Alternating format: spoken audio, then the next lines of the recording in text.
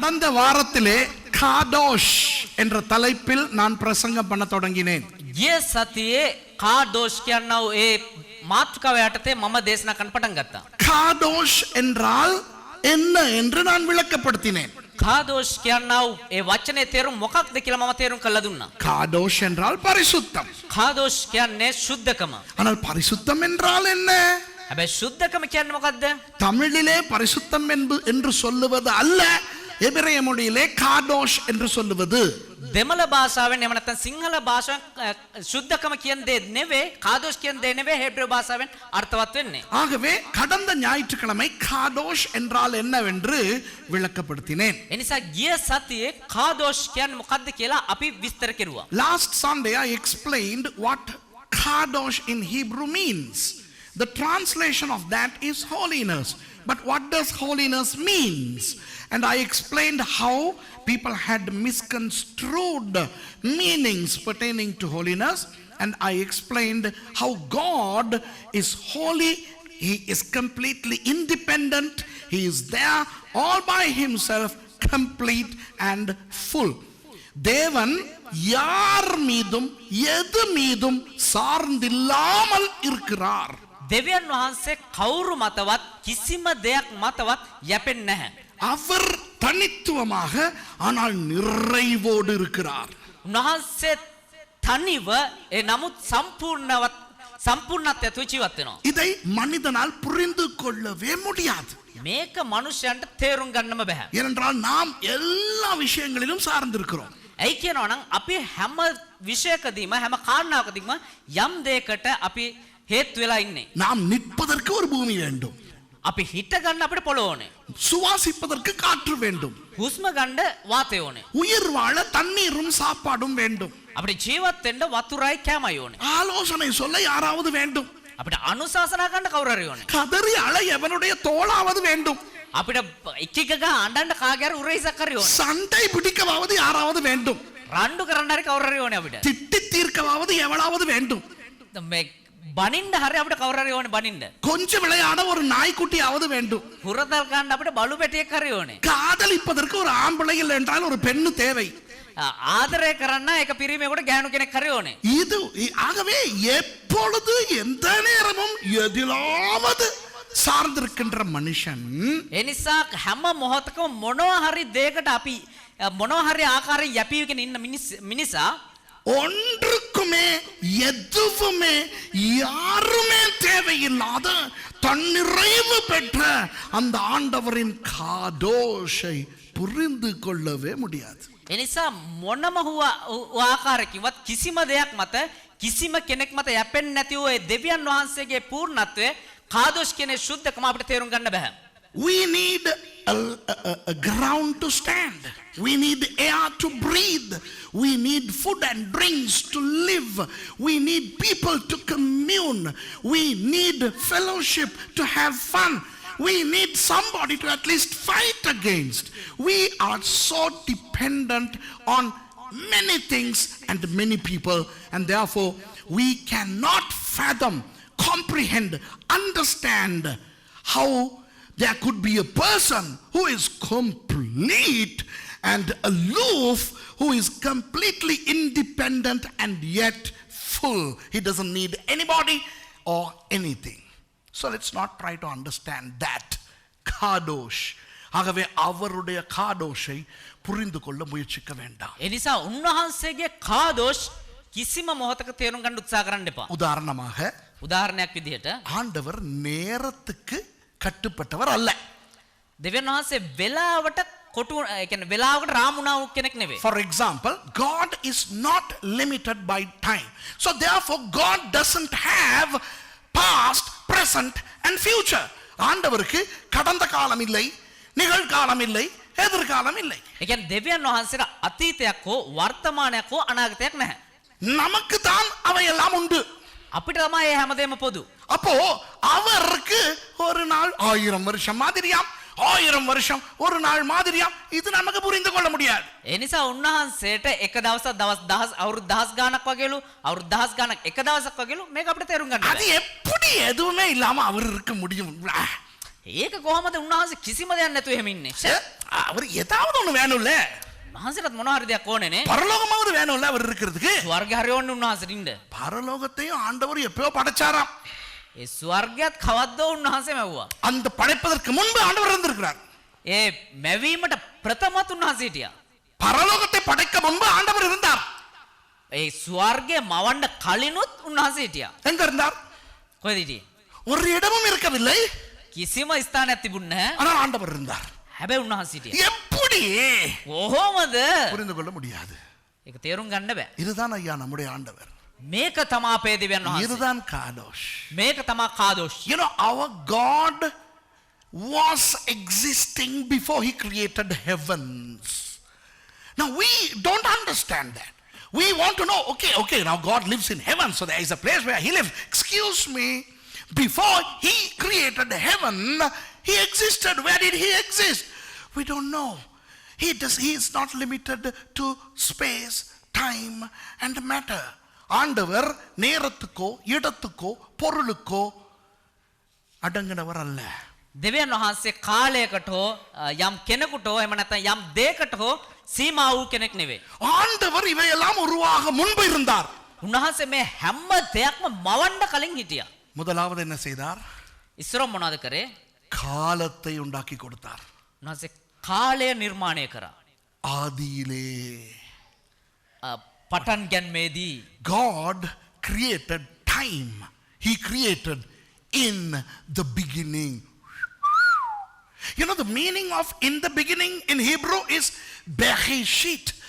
ஆதியிலே என்று சொல்லுகின்ற அந்த சொல் எபிரேய மொழியிலே Bereshit. පටන් ගැන්මේදී කියනවා ඒ වචනය හේබ්‍රු භාෂාවෙන් බෙහිෂිට්. அந்த Bereshit என்றால் என்ன அர்த்தம் தெரியுமா? ඒ බෙහිෂිට් කියනවා ඒ වචනේ තේරුම මොකක්ද දන්නවද? எதுவுமே தொடங்குவதற்கு முன் සියල්ල ආරම්භ වෙන්න ප්‍රථමයෙන්. किसी දෙයක් ආරම්භ වෙන්න ප්‍රථමයෙන්. You know the meaning of the word Bereshit is prior to anything's existence. So God first of all created time in the beginning. ஆண்டவர் முதலாக காலத்தை உண்டாக்கினார் ஆதியிலே. ඒ නිසා උන්වහන්සේ පටන් ගැන්ම කියනවා ඒ කාලය ප්‍රථම කොට නිර්මාණය කරා. ஆதியிலே தேவன் வானத்தையும் பூமியையும். පටන් ගැන්මේදී දෙවියන් වහන්සේ අහසත් පොළවත්. God created the heavens and the earth. வானத்தை சிருஷ்டித்தார். උන්වහන්සේ ආකාශය නිර්මාණය කරා. Space. God created the heavens. Space. God created time. Then he created space. ஆண்டவர் நேரத்தை உண்டாக்குகிறார், அடுத்து இடம் உண்டாக்குகிறார். උන්වහන්සේ වේලාව කාලය නිර්මාණය කරා. ඊට පස්සේ උන්වහන්සේ ස්ථානයක් නිර්මාණය කරා. காலத்தை உண்டாக்கிவிட்டு උන්වහන්සේ කාලය නිර්මාණය කරලා இடத்தை உண்டாக்கிவிட்டு ස්ථානයක් නිර්මාණය කරලා அந்த இடத்தில் பூமி என்ற பொருளை போடுகிறார். ඒ අවකාශයට උන්වහන්සේ පොළොව කියන දේ තැබුවා. You know, when God, after God created time and then space, in the beginning God created the heavens and then finally he creates matter, the earth, and he puts the matter into the space in that time. அந்த பொருளை ඒ භාණ්ඩය அந்த நேரத்தில் ඒ වෙලාවේ அந்த இடத்தில் போடுகிறார். ඒ ස්ථානයට තැබුවා. So he created matter and put in the space that he created with time, which tells me that my God is outside time, space and matter. ஆகவே ஆண்டவர் காலத்துக்கும் இடத்துக்கும் பொருளுக்கும் அப்பாற்பட்டவர். ඒ නිසා උන්වහන්සේ කාලයටත් ස්ථානයකටත් ද්‍රව්‍යයටත් සීමා නොවන කෙනෙක්. ஆகவே அவரை நம்மால் புரிந்து கொள்ள முடியாது. ඒ නිසා අපිට උන්වහන්සේ තේරුම් ගන්න බෑ. அதுதான் அவருடைய காதோஷ். ඒක තමයි උන්වහන්සේගේ කාදෝෂ්. That is his kadosh, which we call holiness.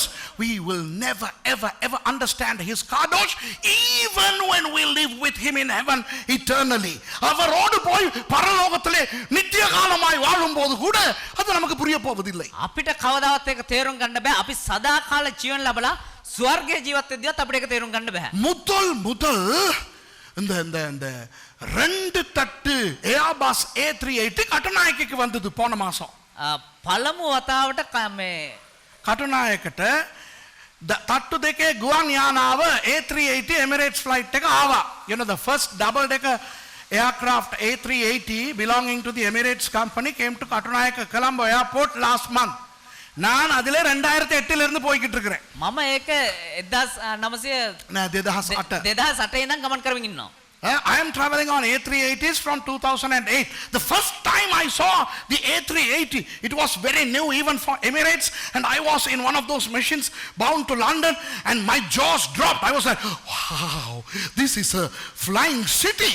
முதல் அந்த 2 தட்டு பிளேனில் 2008ஆம் ஆண்டு லண்டனுக்கு போகும்போது துபாயில் இருந்து அந்த பிளேனை பார்த்து நான் மலைத்து போனேன். ஒரு பெரிய நகரமே இருக்கிறதே இந்த விமானத்துக்குள்ள என்று. පළමු වතාවට 2008 දී මම ඩුබායි ඉඳලා ලන්ඩන් වලට ගමන් කරද්දී මම පුදුම වුණා. අම්මා මේක මුළු නගරයක් වගේ මේක මාරයිනේ කියලා. அந்த பிளேன் இப்போதான் வந்திருக்கிறது இலங்கைக்கு. ඒක දැන් තමයි ලංකාවට අවිලා තියෙන්නේ. தான் நியூஸ் காரன் எல்லாம் எடுக்கறான்டா அப்பா. பாத்தீங்களா? எத்தனை பேர் பாத்தீங்க அந்த நியூஸ்? දැන් ප්‍රවෘත්ති ගන්න කට්ටිය කැමරා කරලා ඒවා සේරම ගන්නවා. ஃபயர் பிரிகேட் ரெண்டால வந்து தண்ணி எல்லாம் அடிச்சு அந்த தண்ணி உள்ளுக்கால அப்படியே கட்டுநாயக்குள்ள வருது அந்த பிளேன். இதெல்லாம் நியூஸ் பார்க்கணும் நீ. யூடியூப்ல போயிட்டு கண்டது பார்க்கறது விட்டு நியூஸ் பாரு நீ. එතකොට මේ කටුනායක එයාපෝට් එකේ ෆයර් බ්‍රිගේඩ් දෙකක් දෙපැත්තේ ඉඳගෙන වතුර ගහනවා. ඒ වතුර දෙපැත්තෙන් මේ ගහනකොට ඒ ප්ලේන් එක ලස්සනට ගේනවා දැක්කා. You know, when the A380 landed at Katunayaka Colombo airport, 2 fire brigades went to either sides and they started pumping this huge water so the plane could just come through that. Wow, that was a immense moment for Sri Lankans to have that double-decker plane land on their soil for the first time. அந்த பெரிய விமானம் முதல் தடவையாக இலங்கைக்கு வந்தவுடன் எல்லாரும் வாயை பிளந்துகிட்டு என்ற தெய்வமே என்று பார்த்துக்கிட்டு இருக்கான். ඒ විශාල ගුවන් යාව පළමු වතාවට ලංකාවටදී අනේ අම්මෝ කියලා සේරම කට අරගෙන බලන් ඉන්නවා. எனக்கு அதை பார்த்தபோது சிரிப்பா இருந்தது. ඒක දේවදාසයට බලද්දී නිකන් hina යනවලු. 2008ல இருந்து அதுல தான் நான் போய்கிட்டே இருக்கிறேன் ஒவ்வொரு மாசமும். ඇයි කියනවනේ හැම මාසෙම 2008 ඉඳලා හැම මාසෙම මම ඒක තමයි ගමන් කරගෙන ඉන්නේ. அதனால அது எனக்கு ஒண்ணு ஒவ்வொரு முறையும் நான் போய்ட்டு என்ன வாயை பொளக்கிறது இல்ல. ඒ නිසා හැම සැරේම ගිහිල්ලා ඒක දැක්කම කියලා කට අරින්න අවශ්‍ය නැහැ. அந்த முத தடவை பார்க்கும்போது அப்படி இருந்தது. ඒක පළවෙනි වතාවට දකිද්දී එහෙම තිබ්බා. Now for me it was nothing because I travel on A380s all the time since 2080 because I'm used to it. இப்ப பாஸ்டர் மகேஷ்க்கு இன்னும் பொண்ணு இல்ல. දැන් මට තාම ගෑනු ළමයෙක් නැහැ. He still doesn't have a girl. சீக்கிரத்துல அவர் கட்ட போற புள்ளைய நாங்க காட்ட போறோம் அவருக்கு. දැන් ඉතා ඉක්මනටම මම කසාද බඳින්න යන ගෑනු ළමයා මට පෙන්වන්න යනවා. தேடிக்கிட்டு இருக்கோம். හොයාගෙන ඉන්නවා. உங்களுக்கும் தெரிஞ்சா சொல்லுங்க. දැක්කොත් හම්බ වුණොත් කියන්න. அட்வர்டைஸ்மென்ட். அவ அந்த புள்ளைய முத தடவை இவர் பார்க்கிற நாள் வர போகுது. ඒ ගෑනු ළමයා ඉස්සරවම පළවෙනි වතාවට මම දකින්න යන දවස එනවා ළඟදී. அந்த நேரத்துல எங்கே இருந்தாயடி இவ்வளவு காலம் நீ? කොහෙද වගේ පෙම්තා මෙච්චර දවස් හිටියේ? කොහෙද සංගමී හිටියේ තා? எங்கே மறைந்திருந்தாய் நீ இவ்வளவு காலம்? Where were you hiding all these years, my love? Yes, my love. me காட்ட me ஹரே விழும்.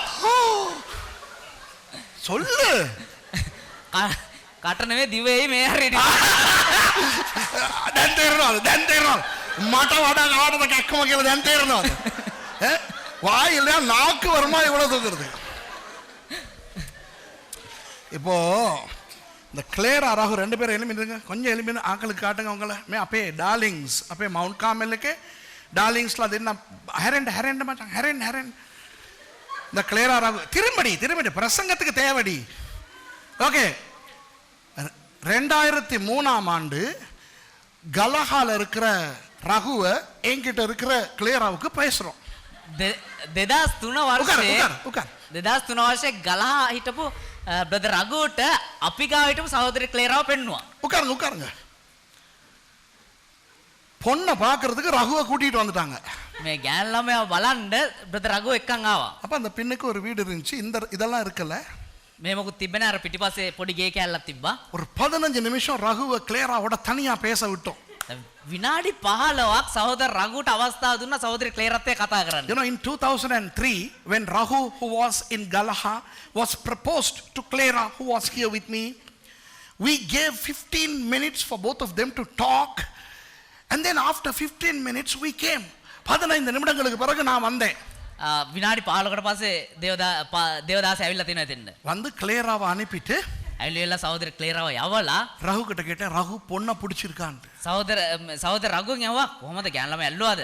So I sent Clara out and I asked Rahu, do you like the girl? என்ன சொன்னார் தெரியுமா? මොනවද කිව්වේ දන්නවද? வார்த்தை வரல. He didn't have words. වචන කියන්න වචන නැහැ. ஞாபகம் இருக்கா ரகு? ராது அது என்னன்னா இப்படி ஒரு துண்டு நான் வாழ்க்கையில பார்த்தது இல்லடாங்கிற மாதிரி මේ වගේ වඩු කැල්ලක් මම ජීවිතේ දැකලා නැහැ කියනවා වගේ I had never seen such a babe in my life. You know, that was his, he was like, ooh, where were you all these days, honey? You know, were you in Las Vegas? இப்போ දැන් இன்னைக்கு காலையில எலும்பி අද උදෑසන නැගිටලා கிளேராவை பார்த்த உடனே සහෝදර ක්ලේරාව බරපු ගම சொன்னியா? ඒව කරයිද? இல்ல. කරන්නේ නැහැ. மகேஷோட நாக்கு இங்க வரைக்கும் வரும் இல்லையா? මගේ දිව මේ හරියට දිග මේ ඇදේ නේද දික් වෙන්නේ නේද? கல்யாணம் கட்டி ஒரு மாசத்துக்குள்ள நாக்கு உள்ளுக்கே போயிடும். අසාද මැදලා එක මාසෙන් දිව ඇතුළට ගිලේ. You know, Mahesh says when he sees the girl he's going to get married, his tongue would come all the way down here. That's how craving he is. Do something. Okay. But then once he gets used to this girl, he will swallow his own tongue. Okay, now swallowing the tongue happens to every married guy, brother. Don't worry. ஆம்பளைகளுக்கெல்லாம் நாக்க முழுங்குறது நடக்கும். அது பிறகு நமக்கு நாக்கு பேசவே முடியாது கட்டினதுக்கு பிறகு. Okay? කියන්න. බලයි බඳින්න කලින් එහෙම දිව දික් වෙනවා තමයි. බැන්දර පස්සේ කට ඇරලා කතා කරන්නම බෑ තමයි කිසිම පිරිමේකට. දිව ගිලිනවා බං අපි. දිව ගිලිනවා. நான் ஏன் இதை சொல்றேன் தெரியுமா? ඇයි දන්නවද මේ කියන්නේ? ஆனால் නමුත් பரலோகத்துக்கு போன பிறகு ස්වර්ගයට ගියාට පස්සේ எப்பவும் நித்திய காலமாக ඒ කියන්නේ සදා කාලෙන් සදා කාලයට ஆண்டவரை பார்த்துக்கிட்டு දෙවියන් වහන්සේ දිහා බලාගෙන காடோஷ் காடோஷ் காடோஷ் காடோஷ் என்று சொல்லிக்கொண்டே இருக்கிற அளவுக்கு அவருடைய அந்த காடோஷ் எங்களை மலைத்து போக பண்ணிக்கொண்டே இருக்கும். කියන මහිමයට අපි පුදුමයට පත් වෙලා වගේ කාදෝස් කාදෝස් කාදෝස් කාදෝස් කියන්නේ ඒක කියාගෙනම අපි ඉන්න යනවා.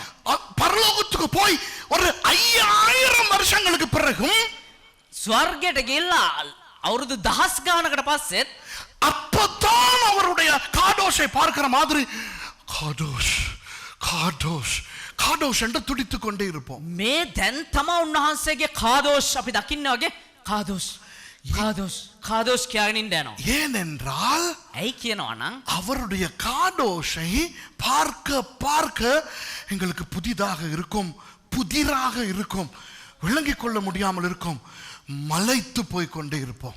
ඒ උන්වහන්සේගේ කාදෝස් හැමදාම අපිට අලුත් දෙයක් විදියට කියන්නේ ඒක ප්‍රකාශ කරන්න බැරි මහිමෙන් යුක්තව අපි හැමතිස්සෙම කාදෝස් කාදෝස් කියගෙන ඉන්න යනවා. You know, I told all these stories about we getting used to these huge things, you know, the jaw-dropping things, but then we get accustomed, acclimatized to these things.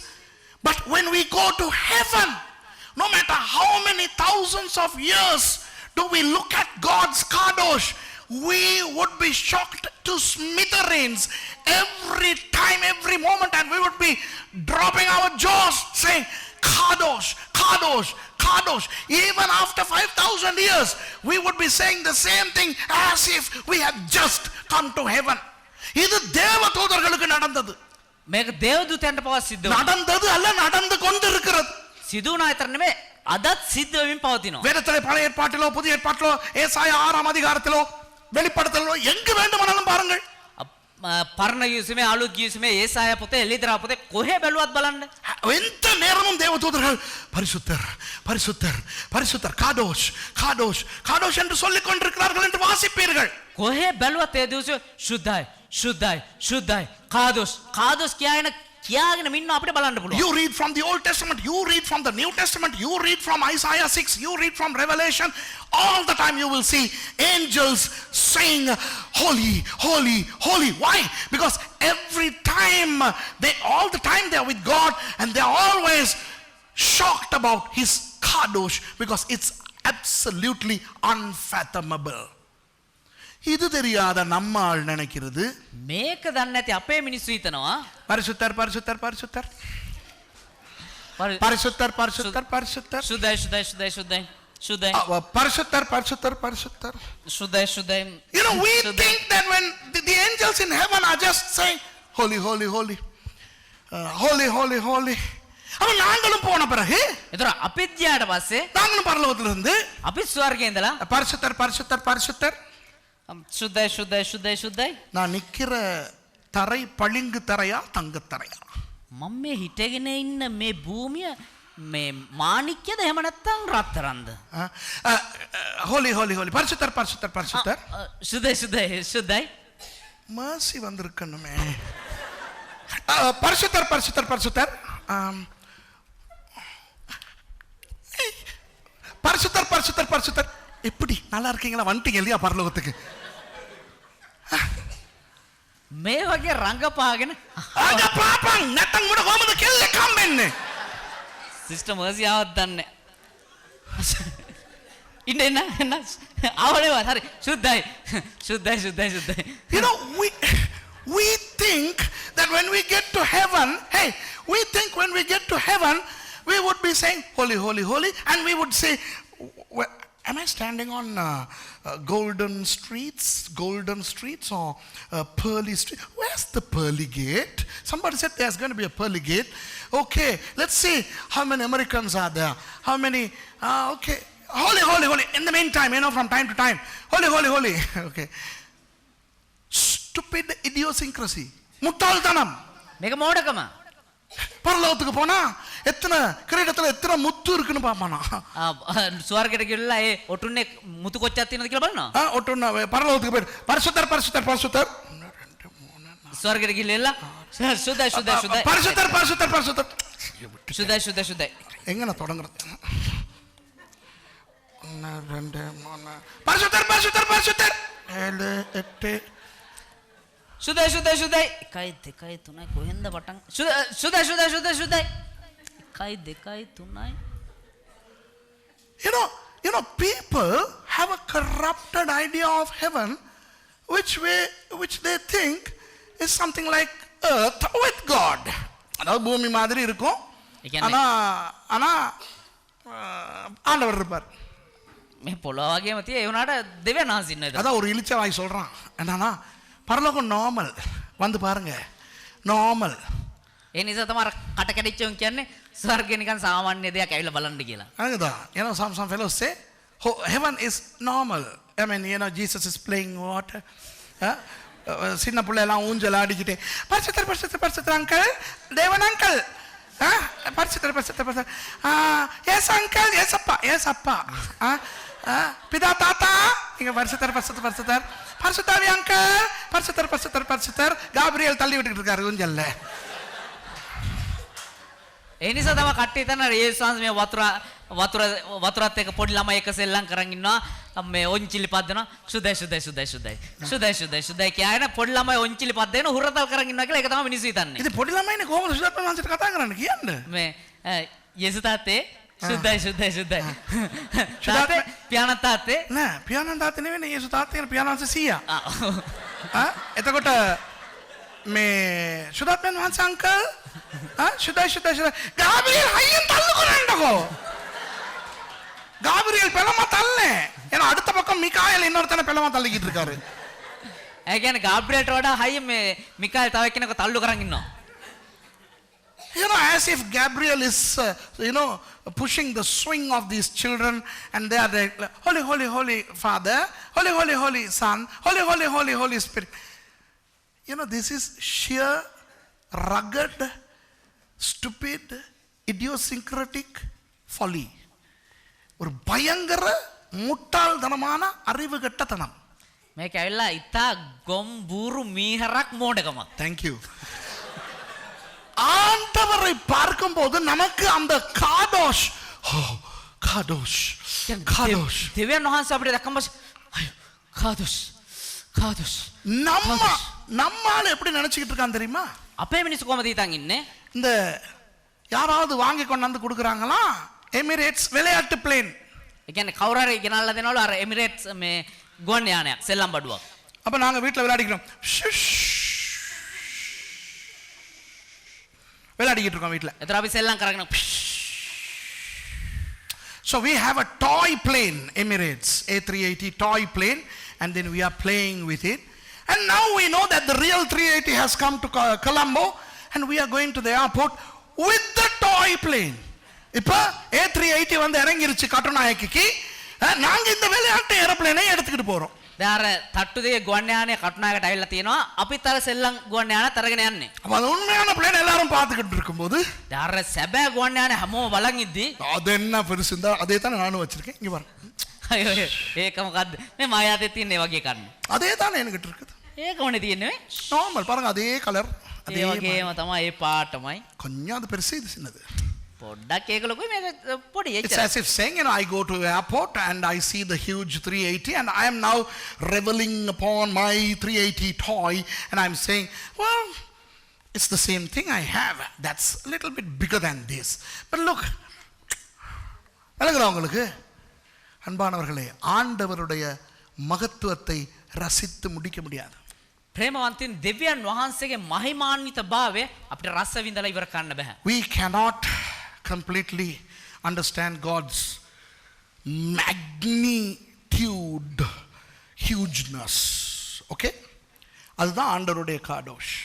ඒක තමයි දෙවියන් වහන්සේගේ කාදෝෂ්. That's God's kadosh. අද මම මොකද්ද කතා කරන්න යන්නේ? අද මොක இன்னைக்கு நான் என்ன பேச போறீங்க? இன்னைக்கு நான் என்ன பேச போறேன்? போறீங்க இல்ல? Wonderful. நான் இன்றைக்கு பேச போகிறேன் ஆண்டவர் வேறு சில விஷயங்களுக்கு காதோஷ் என்று சொல்லி இருக்கிறார். දෙවියන් වහන්සේ සමහර වෙනත් කාරණාවලටත් කාදෝෂ් කියලා තියෙනවා. God has called certain other things to be kadosh. Now what does that mean? அதனுடைய அர்த்தம் என்ன? ඒ වගේ තේරුම් මොනවද? இப்போ ஆண்டவர் யாரையாவது பார்த்து அல்லது எதையாவது பார்த்து நீ காதோஷ் என்றால் දෙවියන් වහන්සේ කවුරු හරි කෙනෙක් බලලා එහෙම නැත්නම් මොනවා හරි දෙයක් බලලා නුඹ කාදෝෂ් කිව්වනම් நீயும் என்னை மாதிரி தன்னிறைவு பெற்ற தனித்துவம் உள்ள ஒரு ஆள் என்பது அல்ல. නුඹත් මන් වගේම කිසිම දෙයක් මත යැපෙන්නේ නැතුව තනියෙන් නිර්මාණය වූ දෙයක් කියන එක නෙමෙයිකින් අර්ථවත් ගන්න. If God called somebody or something kadosh, it doesn't mean that something or that somebody is also complete, independent and full. No. அதனுடைய அர்த்தம் என்ன தெரியுமா? ඒක තේරුම මොකක්ද දන්නවද? நீ எல்லாவற்றிலும் இருந்து பிரிந்து නුඹ සියල්ලගෙන්ම වෙන් කරලා අරගෙන என்னோடு ஒட்டிக்கொள்ளும் போது නුඹ මගෙත් එක්ක තබා ගන්නකොට அல்லவேனකොට என்னுடைய காடோஷுக்கு நீயும் பங்குதாரராய் ஆகிறாய். මගේ සුද්ධකමට පංගුකාරයෙක් විදියට හවුල්කාරයෙක් විදියට නුඹත් ඉන්නවා. என் காடோஷ் உன்னிலும் பட்டு தெரிக்கிறது. මගේ කාදෝස් මගේ සුද්ධකම නුඹ තුලිනුත් ප්‍රකාශ වෙනවා. When God called somebody or something to be kadosh, he says, you better be removed, separated from everything else, and you be separated unto me. And when you touch me, when you cling to me, my kadosh gets into you and you shall reflect that kadosh. சூரியனுடைய வெளிச்சம் සූර්යාගේ ආලෝකය சந்திரனுக்கு பட்டு ඒ ආලෝක කිරණ චන්ද්‍රයාගේ වැදිලා හඳේ වැදිලා சந்திர வெளிச்சம் பூமிக்கு வருவது போல ඒ හඳේ ආලෝකයේ පොළොවට එද්දී எனக்காக பிரித்து எடுக்கப்படுகின்ற அந்த விஷயத்தின் மேல் මම වෙනුවෙන් වෙන් කරගත්තා වූ ඒ කාරණාව මත என் காடோஷ் பட்டு මගේ කාදෝස් වැදිලා அது தெரிக்கும். ඒක ප්‍රකාශ වෙනවා. So just like the moon receiving the sunlight from the sun and reflecting onto the earth, you shall receive my kadosh and reflect it away. இப்போ ஆண்டவர் சொல்லுகிறார் දැන් දෙවියන් වහන්සේ කියනවා 7 நாட்கள் இருக்கின்றன. දවස් 7ක් තියෙන තැන அதிலே ஒரு நாள் காதோஷ். ඒකේ එක දවසක් කාදෝෂ්. So God says, okay, there are 7 days in a week. One of those becomes kadosh. What is the meaning? என்ன அர்த்தம்? මොකද්ද තේරුම? 6 நாள் என்ன வேணாலும் எவன் வேணாலும் பண்ணலாம். දවස් 6ක් ඕන දෙයක් ඕන කෙනෙකුට ඕන විදියට ගන්න පුළුවන්. ஆனால் அந்த ஒரு நாள் හැබැයි අnder එක දවස எல்லாவற்றிலும் இருந்து பிரித்து எடுக்கப்பட்டு හැම දෙයකම වෙන් කරලා අරගෙන எனக்கு ஒதுக்கப்படுகிறது. ඒක මව් වෙනුවෙන් වෙන් කරගෙන තියෙනවා. ஆகவே அந்த நாள் காதோஷ். ඒ නිසා ඒ දවස කාදෝෂ්. பைபிள் சொல்லுதா இல்லையா? බයිබලයේ කියනවද නැද්ද? Doesn't the Bible call the Shabbat holy, kadosh? It does. Why? God says the 6 days they are fine, but the 7th day is separated from everything else and is clung to me, and my kadosh comes onto that day, and therefore that day becomes a holy day, kadosh day. அப்போ அந்த நாள் யாருடைய நாள்? ඒතකොට ඒ දවස කාගේ දවසද? கர்த்தருடைய நாள். දෙවියන් වහන්සේගේ දවස. கர்த்தருக்காக பிரித்து கொடுத்து விட்ட நாள். දෙවියන් වහන්සේ වෙනුවෙන් වෙන් කර තබව දවස. அந்த நாள் கர்த்தருக்காகத்தான். ඒ දවස දෙවියන් වහන්සේ උදෙසා තමයි. அந்த நாள் நான் வாலிபால் விளையாண்டாலும் கர்த்தருக்காக விளையாடுவேன். ඒ දවසේ මම වොලිබෝල් සෙල්ලම් කරත් දෙවියන් වහන්සේ වෙනුවෙන් සෙල්ලම් කරනවා. அந்த நாள் நான் ஆலயத்துக்கு போவேன். ஆலயத்துக்கு போவேன். ඒ දවසේ මම දේව මාලිගාවට යනවා. அந்த நாள் நான் என்ன செய்தாலும் கர்த்தருக்காகத்தான் இருக்கும். ඒ දවසේ මම මොන දේ කරත් ඒක දෙවියන් වහන්සේ වෙනුවෙන් ஏன்னா තමයි. அது என்னுடைய நாள் அல்ல, அது அவருடைய நாள். ඇයි කියනවා නම් ඒක මගේ දවස නෙමෙයි දෙවියන් වහන්සේගේ දවස. பிசாசு என்ன செய்கிறான்? යක්ෂයා මොනවද කරන්නේ? அந்த நாள்லயே நீ சம்பாரிங்கறான். ඒ දවසේ තුඹ හම්බ කරපන්. அந்த நாள்ல 2 hour கர்த்தருக்கு கொடு. ඒ දවසේ පැය දෙකක් දෙවියන් වහන්සේට දීපන්. மிச்ச நாளெல்லாம் சம்பாரி, நோ ப்ராப்ளம். අනිත්ලා හම්බ කරපන් ප්‍රශ්නයක් නැහැ. ஒருதல மத்த நேரத்துல நீ என்ஜாய் பண்ணு. අනිත්ලාට උඹ ප්‍රීති වෙයන්. இன்றைக்கு எத்தனை கிறிஸ்தவன் අද කී දෙනෙක් කිතුණු ஞாயிற்றுக்கிழமை வேலைக்கு போய்கிட்டு இருக்கான்? ඉරු දින වැඩට යමින් ඉන්නවද? ஏன்? ඇයි? அறிவு கட்ட பயல்களுக்கு காதோஷோட அர்த்தம் தெரியல. මේ මෝඩෙන්ට කාදෝෂ් කියන එකේ තේරුම දන්නේ නැහැ. அதாவது அன்றைக்கு நீ வேலைக்கு போகாம சர்ச்சுக்கு போங்கறது இல்ல. ඒ කියන්නේ ඒ දවසේ වැඩට යන්නේ නැතුව චර්ච් එකට යනවා නෙවෙයි. சர்ச் சர்வீஸ் 2 hour தான். ඒ චර්ච් සර්විස් එක තියෙන පැය දෙකක් තමයි. சில இடங்கள்ல 1 hour தான். සමහර ස්ථානවල පැයක් තමයි. அதான் 1 hour நான் போயிட்டு வந்துட்டேனே. ඒ පැය මං ඇවිල්ලා ගිහලා ආවනේ. மத்த நாளெல்லாம் போயிட்டு நான் வட விக்கிறேன். අනිත්ලා මං ගිහලා වඩේ විකුණන්න. இப்ப சும்மா தானே இருக்கிறேன். දැන් මේ නිකන් ඉන්නේ ඊට පස්සේ. ஓய் கேட்டுக்கோ ஓய் ஆகானிங் ஓய் ආංග கேபா ආගනින් ඔයි. ஞாயிற்றுக்கிழமை ඉරු දින நான் ஆண்டவருக்காகத்தான் சும்மாவாவது இருப்பேன். මම නිකන් හිටියත් දෙවියන් වහන්සේ උදෙසා තමයි ඉන්න යන්නේ. முழு நாளும் சர்வீஸ்க்கு போக சொல்லல ஆண்டவர். මුළු දවසම සර්විස් එකේ ගිහලා ඉන්න කියලා දෙවියන් වහන්සේ කිව්වේ නැහැ. அது காதோஷ். ඒක කාදෝෂ්. அந்த நாளில் உனக்கு நன்மை தரும் எதுவும் நீ செய்யாதே, ஆண்டவருக்கு நன்மை தருவதை மாத்திரம் செய். ඒ දවසේ උඹට යහපත සිද්ධ වෙන කිසිම දෙයක් උඹ කරන්න එපා. දෙවියන් වහන්සේ උදෙසා සිද්ධ වෙන සෑම යහපත් දෙයක් කරපන්. That day is separated unto God. That's God's day. So that doesn't mean that you can go to church for 1 hour or 2 hours and then the rest of the day is all for you, so you better go and work for overtime. No, you do anything and everything unto God on that day. Even after going for service, you don't do anything that would give you any financial or any other benefit.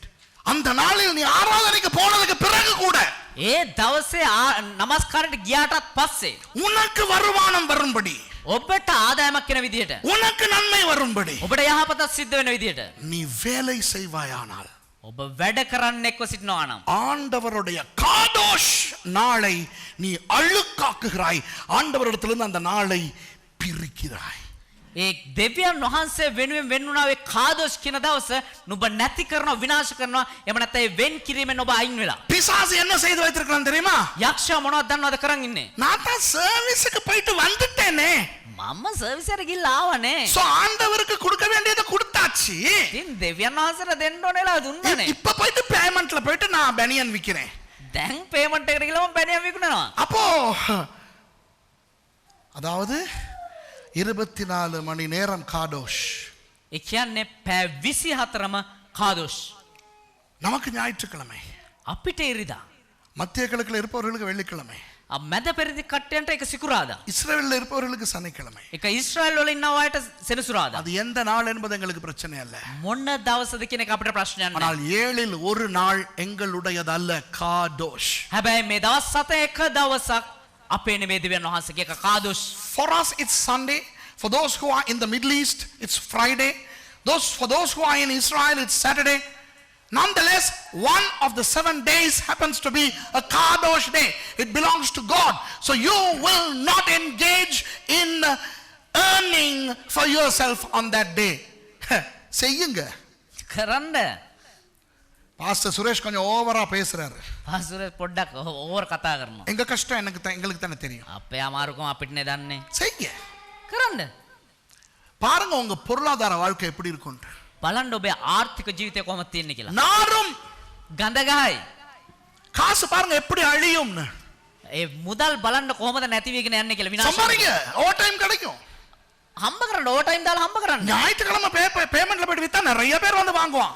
ඉරිදට payment එක කියලා වික්කන ගොඩක් අය ඇවිල්ලා මේ මිලදී ගනි. கொஞ்சம் ஆறாமற உட்கார்ந்து யோசிச்சு பாருங்க செல்லம், நீங்க சம்பாதிக்கிற பணத்துக்கு என்ன நடக்குதுன்னு. එක පැය භාගයක් ඉඳගෙන හිතලා බලන්න රත්තරන් ඔබ හම්බ කරන දෙයට මොනවද වෙලා තියෙන්නේ කියලා. புடுங்கிட்டு போகுது, එක නැති වීගෙන යනවා. கிழிஞ்சிக்கிட்டு போகுது. විනාශ වෙගෙන යනවා. அதையும் பிசாசு எப்படி தெரியுமா காட்டுவான்?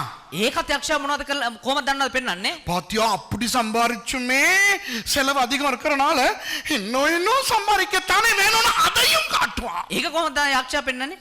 පේනවාද ඔබ උච්චර හම්බ කරලත් ඒකක් නැති වෙන ඔබ තවත් හම්බ කරන්න නේද ඕනේ? காடோஷ் நாள் காடோஷா இருக்க வேண்டும். කාදොස් දවස කාදොස් විදිහට තියෙන්න ඕනේ. God has called one day Kadosh. Let that be God's day. Don't engage in anything that gives you monetary, material or financial gain. பொருளாதாரம், பணம், சம்பாத்தியம் உங்களுக்கு பெற்றுத்தரும் எந்த ஒரு காரியத்திலும் காடோஷ் நாளில் ஈடுபட வேண்டாம். බාණ්ඩ මුදල් ආර්ථික මේ කිසිම දෙයක් නිසා ඔබේ කාදොස් කියන දවස නැති කරගන්න එපා. இப்ப பிசாசு என்ன பண்ணிருக்கான் தெரியுமா? பயம் இல்லாம சொல்றேன், பிசாசு. දැන් යක්ෂයා මොනවද දන්නවද කරන්නේ? බය නැතුව කියන යක්ෂයා.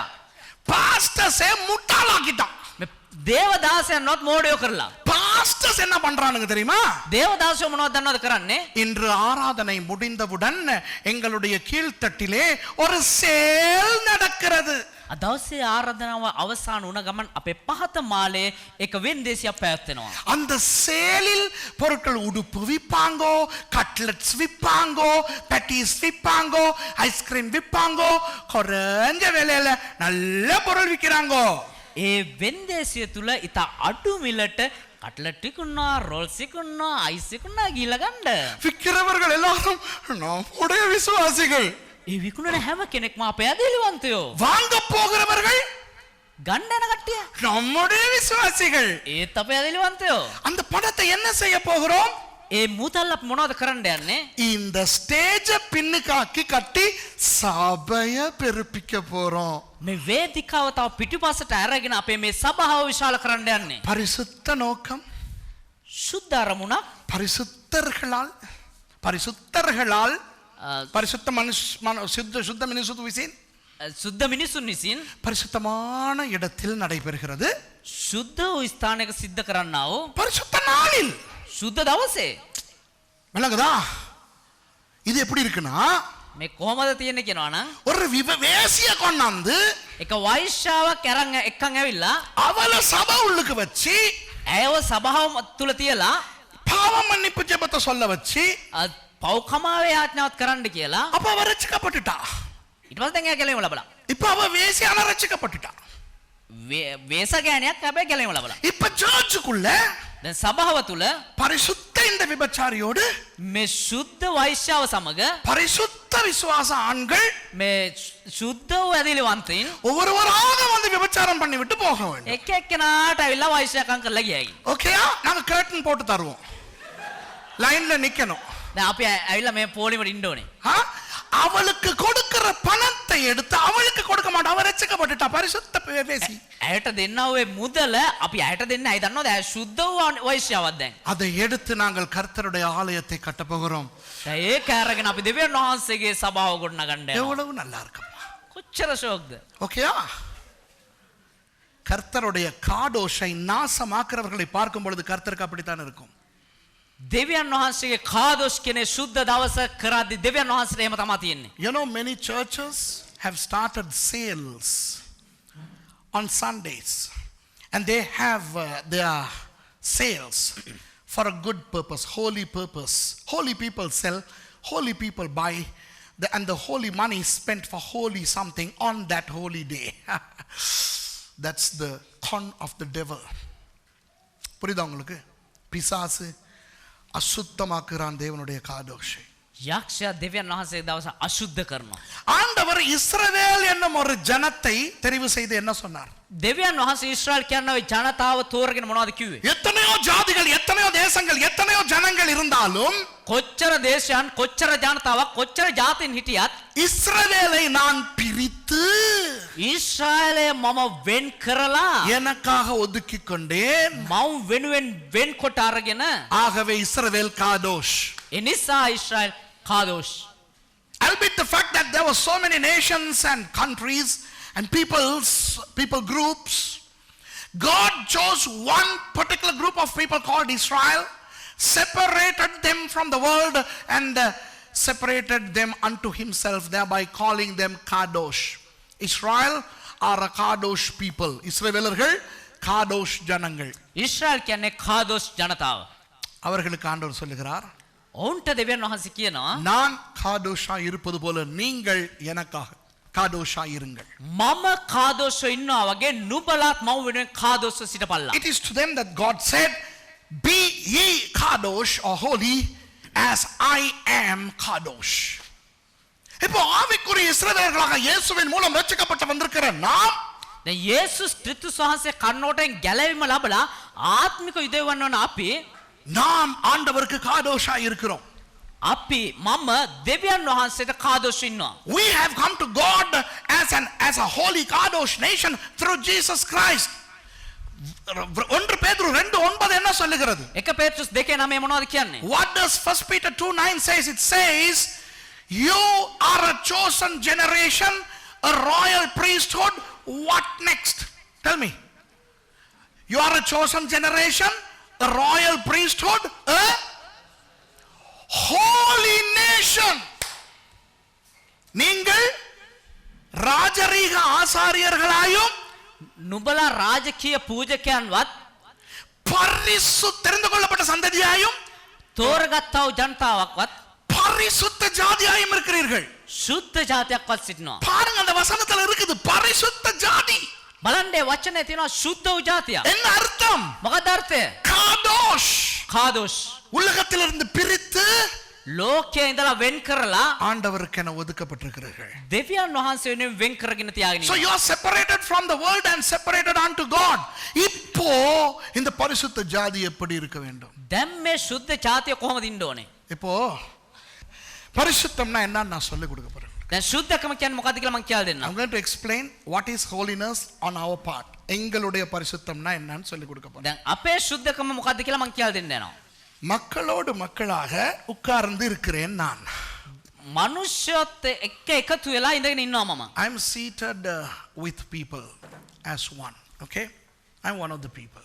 நானும் மக்களின் மக்களாக இருக்கிறேன். මමත් මේ මිනිස්සුත් එක්ක මේ මනුෂ්‍යෝ ඒ මනුෂ්‍යත් එක්කම එකතු වෙලා ඉඳගෙන ඉන්නවා. இப்போ ஆண்டவர் என்ன பிரிக்கிறார்? දැන් දෙවියන් වහන්සේ මාව වෙන් කරගන්නවා. பிரித்து இழுக்கிறார். වෙන් කරලා අදිනවා. Now God is removing me from the people, from the world, and he is drawing me nigh unto him. அவர் பக்கத்துக்கு என்னை கொண்டு போகிறார். දැන් උන්වහන්සේගේ පැත්තට මාව අරගෙන යනවා ඇදගෙන. இந்த இடத்திலே அந்த காதோஷ் தேவன் இருக்கிறார். මේ ස්ථානයේ කාදෝෂ් කියන දෙවියන් වහන්සේ ඉන්නවා. என்னை கொண்டு போய் அப்படியே அவரோடு ஒட்டி உட்கார வைத்துக் கொள்கிறார். මාව අරන් ගිහිල්ලා උන්වහන්සේත් එක්ක මෙහෙම ඉඳව ගන්නවා. இப்ப நான் யார் மேல சாஞ்சி இருக்கிறேன்? දැන් මම කවුරු මතද හාස් වෙලා හේතු වෙලා ඉන්නේ? காதோஷ் ஆண்டவர்ல சாஞ்சி இருக்கிறேன். කාදෝෂ් කියනවා ඒ දෙවියන් වහන්සේ මතට මම ඇලවෙලා ඉන්නවා. I am separated from the world and I am now clung to God. இப்போ அவருடைய அந்த காதோஷ் என் மேலே படுகிறபடினால் දැන් උන්වහන්සේගේ කාදෝෂ් මා මත ස්පර්ශ වන නිසා மக்கள் என்னை பார்க்கும்போது අනිත් අය මාව බලද්දී அவங்களுக்கு என்ன தெரிய மாட்டேங்குது. ඒ අයට මාව පේන්නේ නැහැ. உங்களுக்கு ஒரு உதாரணம் ஒன்று சொல்லி தரேன். ඔබට එක උදාහරණයක් කියලා දෙන්නම්. டைம் இருந்தா செஞ்சு பாருங்க. වෙලාව තියෙනවා නම් කරලා බලන්න. ஒரு பிரகாசமான டார்ச் லைட் அல்லது இந்த வாகனத்தினுடைய ஹெட்லைட்டை பாருங்க. අර ராத்திரி நேரம். රෑට ඇවිල්ලා අර වාහන හෙඩ්ලයිට් එක එහෙම නැත්නම් ඉතා විශාල ආලෝකයක් තියෙන ටෝච් එකක් කරන් බලන්න. நீங்க என்ன செய்யணும்? ஒரு சின்ன கருப்பு டாட் ஒண்ணா நீங்க அதுல வைக்கணும். මොකද්ද කරන්න ඕනේ? චූටි කළු ඩොට් එකක් ඒකේ අලවන්න. You know, on the headlamp of a vehicle, put a small dot. And when you put that dot, you will see that. அந்த நீங்கள் ஒரு அந்த வெள்ளை கிளாஸ்ல அந்த வாகனத்தினுடைய ஹெட்லைட்ல அல்லது ஒரு பிரகாசமான டார்ச்ல ஒரு கருப்பு புள்ளி வச்சீங்கன்னா அந்த கருப்பு புள்ளி நல்லா தெரியும். ஆமாவா இல்லையா? ඒ විශාලු ආලෝකයේ වාහන හෙඩ්ලයිට් එකේ හරි ඒ ටෝච් එකේ හරි අර කළු තිතක් කලවලා බැලුවා නම් එහෙම ඒ කළු තිත පේනවා. இப்ப ராத்திரி நேரம் இப்ப அந்த புள்ளியை வச்சிட்டீங்க. දැන් රෑ අර ඒ ඩොට් එක තියලා அந்த புள்ளியை பார்க்கறீங்க தெரியுது. ඒ ඩොට් එක දිහා බැලුවා නම් පේනවා. So now when you look at that dot, you can see the dot. And all of a sudden, you have to switch the light on. இப்ப லைட்டை நீங்க போடணும். එකපාරටම ඒ ලයිට් එක ඔන් කරන්න. அந்த வாகனத்தினுடைய ஹெட்லைட்ல பீம் அடிச்சா அது நீங்க நேரா பாத்தீங்கன்னா உங்களுக்கு அதை பார்க்க முடியாது, கண்ணை குத்தும். එකපාරටම ලයිට් එක දාපුවම අපිට ඒ දිහා කෙලින් බලන්න බෑ. අපේ නිලංකාර වෙනවා. And you got to switch on the high beam. And when the high beam is switched on, it will strike your eyes. You can't even look at it straight. Okay? இப்போ நீங்க அந்த கருப்பு புள்ளியை பார்க்கணும். දැන් ඔබ අර කළු ඩොට් එක දිහා බලන්න ඕනේ. தெரியுமா? තේරෙයිද පෙනෙයිද? நீங்க ட்ரை பண்ணி பாருங்க. උත්සාහ කරලා බලන්න. இப்போதைக்கு நான் சொல்றேன் உங்களுக்கு. දැන් මම ඔබට කියලා දෙන්නම්. தெரியாது. පේන්නේ. You know, you can try and see if I am right, but I'll tell you, you will not see the black dot. Why? Because the light is too bright for your eyes to concentrate on that tiny dot. அந்த வெளிச்சம் அதிக பிரகாசமா இருக்கிறபடினால் ඒ ආලෝකය තා විශාලව තිබෙන නිසා அந்த கருப்பு புள்ளியை உங்கள் கண்களால் பார்க்க முடியாது. ඒ ආලෝකමත් භාවය නිසා අර කළු තිත අපිට බලන්න බෑ. உலகத்திலே இருந்து ஆண்டவர் பிரித்து எடுக்கிறாரே சுரேஷை, ලෝකයේ ඉඳලා වෙන් කරලා දෙවියන් වහන්සේ ගත්තට පස්සේ මහේෂ් சுரேஷ் மற்றவர்கள் மாதிரியே தான் அவனுக்கு உடம்பு இருக்கிறது. මේ මහේෂ්ටත් අනිත් අයට වගේම තමයි යාගේ ශරීරයක් තියෙන්නේ. எல்லாருக்கும் இருக்கிற ஆசாபாசங்கள் தான் இவனுக்கு இருக்கிறது. හැම කෙනාටම තියෙන ආශාවන් හැඟීම් තමයි මෙයාටත් තියෙන්නේ. எல்லாருக்கும் இருக்கிற பலவீனங்கள் தான் இவனுக்கும் இருக்கின்றன. හැමෝටම තියෙන දුර්වලකම තමයි මෙයා තුලත් තියෙන්නේ. அதே சுதும்பல காடையன் தான் ඒ ரத்துலுகம காடைய மத்துகம காடைய මතුක රද්දලුගම කාඩයම තමයි. ஆனால் හැබැයි ஆண்டவருடைய காதோஷில என்னை சேர்த்த பிறகு දෙවියන් වහන්සේගේ කාදෝෂ එක්ක අපි එකතු වුණාට පස්සේ பிசாசுக்கே என்னை தெரியாது. යක්ෂයාට මාව තේරෙන්නේ නැහැ. யாருக்கும் என்னை பார்க்கும்போது தெரியாது. කවුරු හරි මාව බලද්දි මාව පේන්නේ නැහැ. ஏனென்றால் தேவனுடைய பிரகாசம் அதிகமாக இருக்கிறது. ඇයි කියනවා නම් දෙවියන් වහන්සේගේ ඒ ප්‍රකාශන භාවය එහෙම නැත්නම් ඒ මහිමාන්විත භාවය විශාලව තිබෙනවා. When God removes me, separates me from the world, and He brings me nigh unto Him, and when He keeps me with Him, His brightness makes me invisible. மற்றவர்களுக்கு நான் மறைந்து போகிறேன். කියන අනිත් අයට මාව නොපෙනී ගිහිල්ලා. புரியுதா உங்களுக்கு? තේරෙනවද ඔබට? You know, when you are in God's kadosh, you become an invisible man. நீங்கள் ஆண்டவருடைய பரிசுத்தத்தில் நீங்கள் இருக்கும் பொழுது உங்களை பார்க்கும் போது அவர்களுக்கு மறைந்து விட்டது. ඔබ දෙවියන් වහන්සේගේ ශුද්ධකමත් එක්ක ඇලවිලා ඉද්දි අනිත් අය ඔබ දිහා බලද්දි ඔවුන්ට ඔබ පේන්නේ නැහැ. இப்ப ஜோக் என்ன தெரியுமா? දැන් මොකක්ද දන්නව විහිළුව? உங்களுடைய பேச்சு, உங்களுடைய நடத்தை, உங்களுடைய சிந்தனை எல்லாம் வித்தியாசமா இருக்கும். ඔබේ කතාව, ඔබේ ඇවිදීම, ඔබේ හැසිරීම, ඔබේ සිතුවිල්ල හැමදේම වෙනස් වෙලා. அப்போ இப்போ ஜனங்கள் உங்களை எங்கே எதிர்பார்க்கிறார்கள்? දැන් ජනතාව මිනිස්සු ඔබ කොයි ආකාරයෙන්ද බලාපොරොත්තු වෙන්නේ? ஜனங்களோட ஜனமாக எதிர்பார்க்கிறார்கள். ඒ මිනිස්සුත් එක්ක එකතු වෙලා ඉන්න මිනිස්සෙක් විදියට. சுரேஷ், நீ ஏன் அங்க போய் உட்கார்ந்து இருக்கிற? මහේෂ් උඹ ඇයි එහෙ ගිහිල්ලා ඉඳගත්තේ? ஓ வயச ஒத்த யாருமே அங்க இல்லையே, எல்லாம் இங்க தானே இருக்கிறாங்க.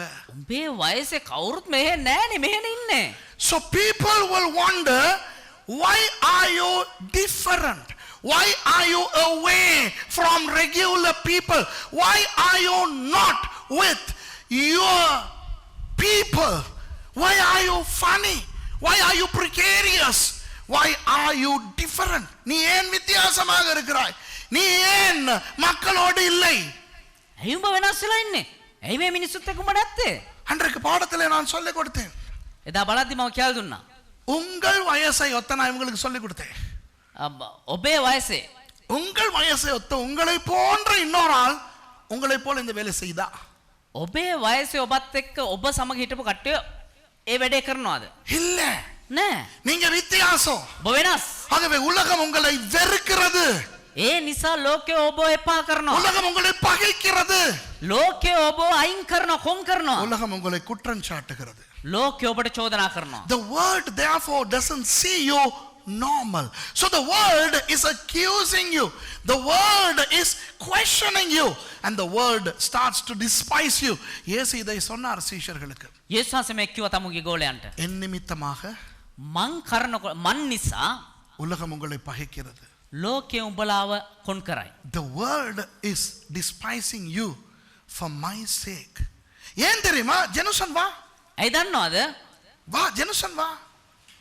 உலகம் எப்படி பகைக்குதுன்னு நான் சொல்லி தரேன். ලෝකය කොහොමද අපිව කොන් කරන්න කියලා කියලා දෙන්න. இதோ பாருங்க. මේ බලන්න. ஒரு பையன். එක තරුණයෙක්. Let me explain how the world despises you, okay? உன் பேர் என்ன? எனக்கு தெரியும் நீ பதில சொல்ல. உன் பேர் என்ன? නම මොකද්ද? ජෙනුසන්.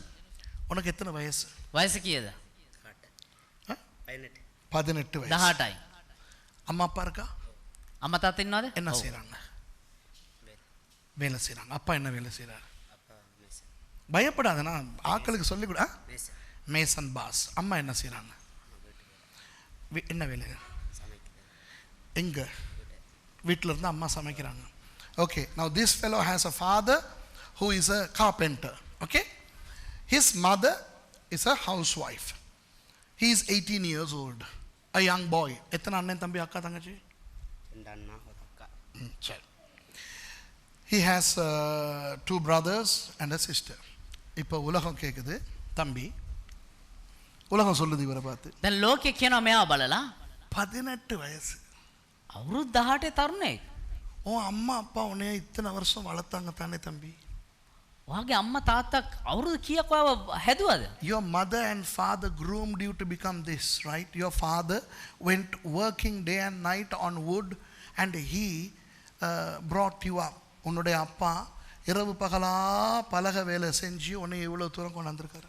මේ තාත්තා රෑ දවල් නොබලා වඩු වැඩ කරලා උඹව මෙච්චර දුරට ගෙනල්ලා තියෙන්නේ. உனக்கு 2 அண்ணாமார் இருக்காங்க. என்ன செய்றாங்க தம்பி? வீட்டு என்ன செய்றாரு? தொழில் செய்றாரு. என்ன தொழில்? கடை நடத்துறாரு. ஒரு அண்ணா வெளிநாட்டுல போய் சம்பாதிக்கிறாரு. එක අයියා කෙනෙක් පිටරට ගිහලා හම්බ කරනවා. இன்னொரு அண்ணா இங்க இருந்து கடை போட்டு சம்பாதிக்கிறாரு. තව අයියා කෙනෙක් මෙහෙ ඉඳලා කඩයක් දාගෙන හම්බ කරනවා. பாரு தம்பி, ஒரு பொறுப்பான அண்ணாமார் உனக்கு இருக்கு. බලපන් වගකීම් දරන අයියලා දෙන්නෙක් උඹට ඉන්නවා. பாரு, அந்த அண்ணாமாரும் அம்மா அப்பாவை கவனிக்கிறாங்க. நீ 18 வயசு, நீயும் அம்மா அப்பாவை கவனிக்கிறியா? බලපන් ඒ අයියලා දෙන්න උඹේ අම්මලාට සලකනවා, තාත්තට සලකනවා. උඹ ඒක කරනවද? உனக்கு வெக்கம் இல்லையா? අපිට ලැජ්ජාවක් නැද්ද? உன் அம்மா அப்பாவுக்கு ஒரு வேலையை செஞ்சு ஒரு பணம் சம்பாரிச்சு கொடுக்கறத விட்டுவிட்டு பெல்வுட்ல வந்து இங்க கிடக்குறியே 18 வயசுல, நீ எல்லாம் ஒரு மனுஷனா? මොනවා හරි කළා උඹේ අම්මා තාත්තට හම්බ කළා ඒ දෙන්නව බලා ගන්න නැතුව මේ බෙල්ලුඩ් ඇවිල්ලා අවුරුදු 18 දුඹ මිනිස්සෙක්ද උඹ? அப்போ இவர் என்ன சொல்லுவார்? ஏன் வந்தீங்க பிரதர்? நீங்க படிக்க வந்தீங்க. என்ன படிக்க வந்தீங்க? தொழில் செய்யறதுக்கா ஊழியம் செய்யறதுக்கா? ஊழியம் செய்யறதுக்கு வந்தீங்க. ඒතර මෙයා මොනවද කරන්නේ? මෙයා දෙවියන් වහන්සේගේ සේවය උදෙසා මෙහෙ ඇවිල්ලා ඉගෙන ගන්නවා. So he has 2 brothers, one of who is abroad and the other brother is doing a shop. And those 2 brothers are behaving like responsible sons to the parents. Whereas he, being an 18-year-old boy, without worrying about his parents, he has come away to study, to serve the Lord. ஏம்மா ஊழியம் செய்யறதுக்கு வேற ஆள் இல்லாதனாலயா நீங்க வந்தீங்க? ඇයි සේවය කරන්න වෙන කවුරු නැති නිසාද මෙහෙ ඇවිල්ලා ඉන්නේ? உங்க அம்மா அப்பாவுக்கு நன்றி கடன் நீங்க காட்டுறது இல்லையா? මේ අම්මා තාත්තට ඒ දෙන්න හදපු නිසා මේ සුතිපූර්වක වෙන්නේ නැද්ද? நீங்க வேலை செஞ்சு கொஞ்சம் சம்பாதிக்கலாமே. ඔය හරි මොනවාරි වැඩ කළා හම්බ කර හැකිනේ. ஊழியத்துக்கு எப்பயாவது வரலாமே. සේවයට කවදාද යාව හැකිනේ. பாரு, இவ்வளவு கஷ்டப்பட்டு இன்னும் அப்பா மர வேலை செஞ்சுக்கிட்டு இருக்கிறாரு. පව් අර තාත්තා තාමත් අර රැකියාව කරගෙන හම්බ කරගෙන ඉන්නවනේ. இயேசுவே அவருடைய அப்பா மரவேலை செய்யும் போது உதவி செஞ்சாரு. යේසුස් වහන්සේම යාගේ තාත්තා වඩ වැඩ කරද්දි ගිහලා උදව් කරානේ. Even Jesus helped his father, the carpenter. So why don't you go and help? இப்படி சொல்லும்போது இவர் என்ன சொல்றாரு? එහෙම කියද්දි මෙයා මොනවද කියන්නේ? இல்ல, නෑ. நான் ஊழியத்துக்கு படிக்கணும். அப்படிதானே? மம்ம முடி வரைக்கும் சேவையிட்ட படிக்க போறதானே? இவரை நான் விரட்டினேன்னு சொல்லும்போது இவரை நான் வீட்டுக்கு அனுப்ப போனேன். මෙයාව ගෙදර යවන්න ගියේ. அழுதான். ඒ වෙලාවේ ඇඬුවා. ஐயோ என்னை அனுப்ப வேணாம்னு சொல்லுங்க. අයියෝ මාව ගෙදර යවන්න එපා කියලා ඇඬුවා. ஒத்த கால்ல நின்று ஊழியத்துல படிக்கிறான். செகண்ட் இயர் படிக்கிறாரு. තන්නේ කකුලෙන් හිටගෙන කියනවා මම සේවය තමයි ඉන්නේ කියලා දෙවෙනි අවුරුද්ද ඉගෙන ගන්නවා. You know, when I first saw him, he was underage. I sent him and he cried. He said, no, I'm not going. And he forced himself to stay here. Now that for God is kadosh. இது இவன் செய்தது ஆண்டவருக்கு காடோஷ். මෙයා කරන දේ දෙවියන් වහන්සේට කාදෝෂ්. அல புரியுதா? තේරෙනවද? தண்ட வீட்டை விட்டு வாரான், தன்னுடைய பொறுப்பை விட்டு வாரான், தன்னுடைய வயசை ஒத்தவர்களை விட்டு வருகிறான், இந்த காட்டுக்குள்ள வர்றான், வந்து காடோஷ் ஆகிறான். තමුන්ගේ ගෙදර අතැල්ලා එනවා, තමුන්ගේ දේවල් අතැල්ලා එනවා, තමුන් කරන්න ඕන දේවල් අතැල්ලා දෙවියන් වහන්සේ වෙනුවෙන් දේවල් කරනවා. ඒක තමයි කාදෝෂ්. He is leaving his father and mother. He is leaving his friends. He is leaving his society. He is leaving his responsibility to become a kadosh unto God. தன்னுடைய பொறுப்பை கூட அவன் விட்டு விட்டு கர்த்தருக்காக காடோஷ் ஆகி வருகிறான். ඉතින් තමුන්ගේ වගකීම පවා අතහැරලා දෙවියන් වහන්සේ වෙනුවෙන් කාදෝෂ්ව ඉන්නවා. 12 தடவை 12 වතාවක් இயேசு சொன்னார், என்னை பின்பற்றி வா என்று. 12 වතාවක් යේසුස් වහන්සේ කිව්වා මාම් පසුපස වරෙන් කියලා. அந்த 12 பேரும் இயேசுவை பின்பற்றி வந்தார்கள். ඒ 12 දෙනාම උන්වහන්සේ පසුපස පැමිණියා. எண்ணத்தை விட்டு விட்டு வந்தார்கள். මොන දේ අතහැරලාද ආවේ? பேதுரு தன்னுடைய மனைவியை, தன்னுடைய மாமியாரை, தன்னுடைய குடும்பத்தை, தன்னுடைய வேலையை விட்டு விட்டு வந்தான். පේත්‍රුස් තමුන්ගේ බිරිඳ, තමන්ගේ නැන්දම්ම, තමුන්ගේ රැකියාව හැමදේම අතහැරලා දාලා ආවා. When Jesus called Peter to be kadosh, separated from everything, Peter got separated from his job, his wife, his mother-in-law, his responsibility. மத்தேயு என்பவன் வரி வசூலிப்பவனாக பணம் அறவிட்டுக் கொண்டிருந்தான். මතෙව් කියන කෙනා බදු අය කරන්නෙක් විදියට අය කරමින් හිටියා මුදල්. இயேசு அவனை அழைத்த பொழுது යේසුස් වහන්සේ ඌව කැඳවුවට පස්සේ அந்த பொறுப்பை, ඒ වගකීම, அந்த தொழிலை ඒ රැකියාව விட்டு விட்டு வந்தான். එහෙම්ම අතහැරලා දාලා ආවා. 12 பேர் வந்தார்கள். 12 දෙනෙක් ආවා. இன்றைக்கு எத்தனை பேர் வருகிறார்கள்? අද කී දෙනෙක් එනවද? 12 fellows responded positively. Are people coming to God today? No. ஏன்? එන්න ඇයි? ஏன் தெரியுமா? ඒ දන්නවද? எனக்கு பொறுப்பு இருக்கு. මට වගකීම් තියෙනවා. எனக்கு அம்மா அப்பாவை பார்க்க இருக்குது. මට අම්මයි තාත්තයි බලා ගන්න තියෙනවා. சம்பாரிச்சு கொடுக்க இருக்குது. මට හම්බ කරලා දෙන්න තියෙනවා. கடனை அடைக்க இருக்குது. මට මේ ණය ගෙවන්න තියෙනවා. புரியுதா உங்களுக்கு? ஒருத்தன் சொல்றான் இயேசுவை பார்த்து, එක්කෙනෙක් කියනවා යේසුස් වහන්සේ බලලා. நான் வர்றேன், මම එන්නම්. ஆனா முதல்ல என் குடும்ப பொறுப்பை முடிச்சிட்டு வரேன், அப்பா எல்லாத்தையும் அடக்கம் பண்ணிட்டு வர்றேன். ඒ වුණාට මගේ වගකීම ඉස්සරොම් මං කළේ මගේ තාත්තව මම වල් දාලා එන්නම්. இயேசு என்ன சொன்னார்? යේසුස් වහන්සේ මොනවද කිව්වේ? செத்தவன் அடக்கம் பண்ணட்டும், நீ வா. මලවුන් මලනුව වල් දාපු දෙන් උඹ වරෙන්. அன்பானவர்களே, இன்றைக்கு எத்தனை பேர் காடோஷா இருக்கிறார்கள்? ප්‍රේමවන්තනේ අද කී දෙනෙක් කාදෝෂ්ව ඉන්නවා? How many people are kadosh? அப்படியே காடோஷ் ஆகிட்டாலும் அவனை எவ்வளவு வெறுக்குது உலகம்.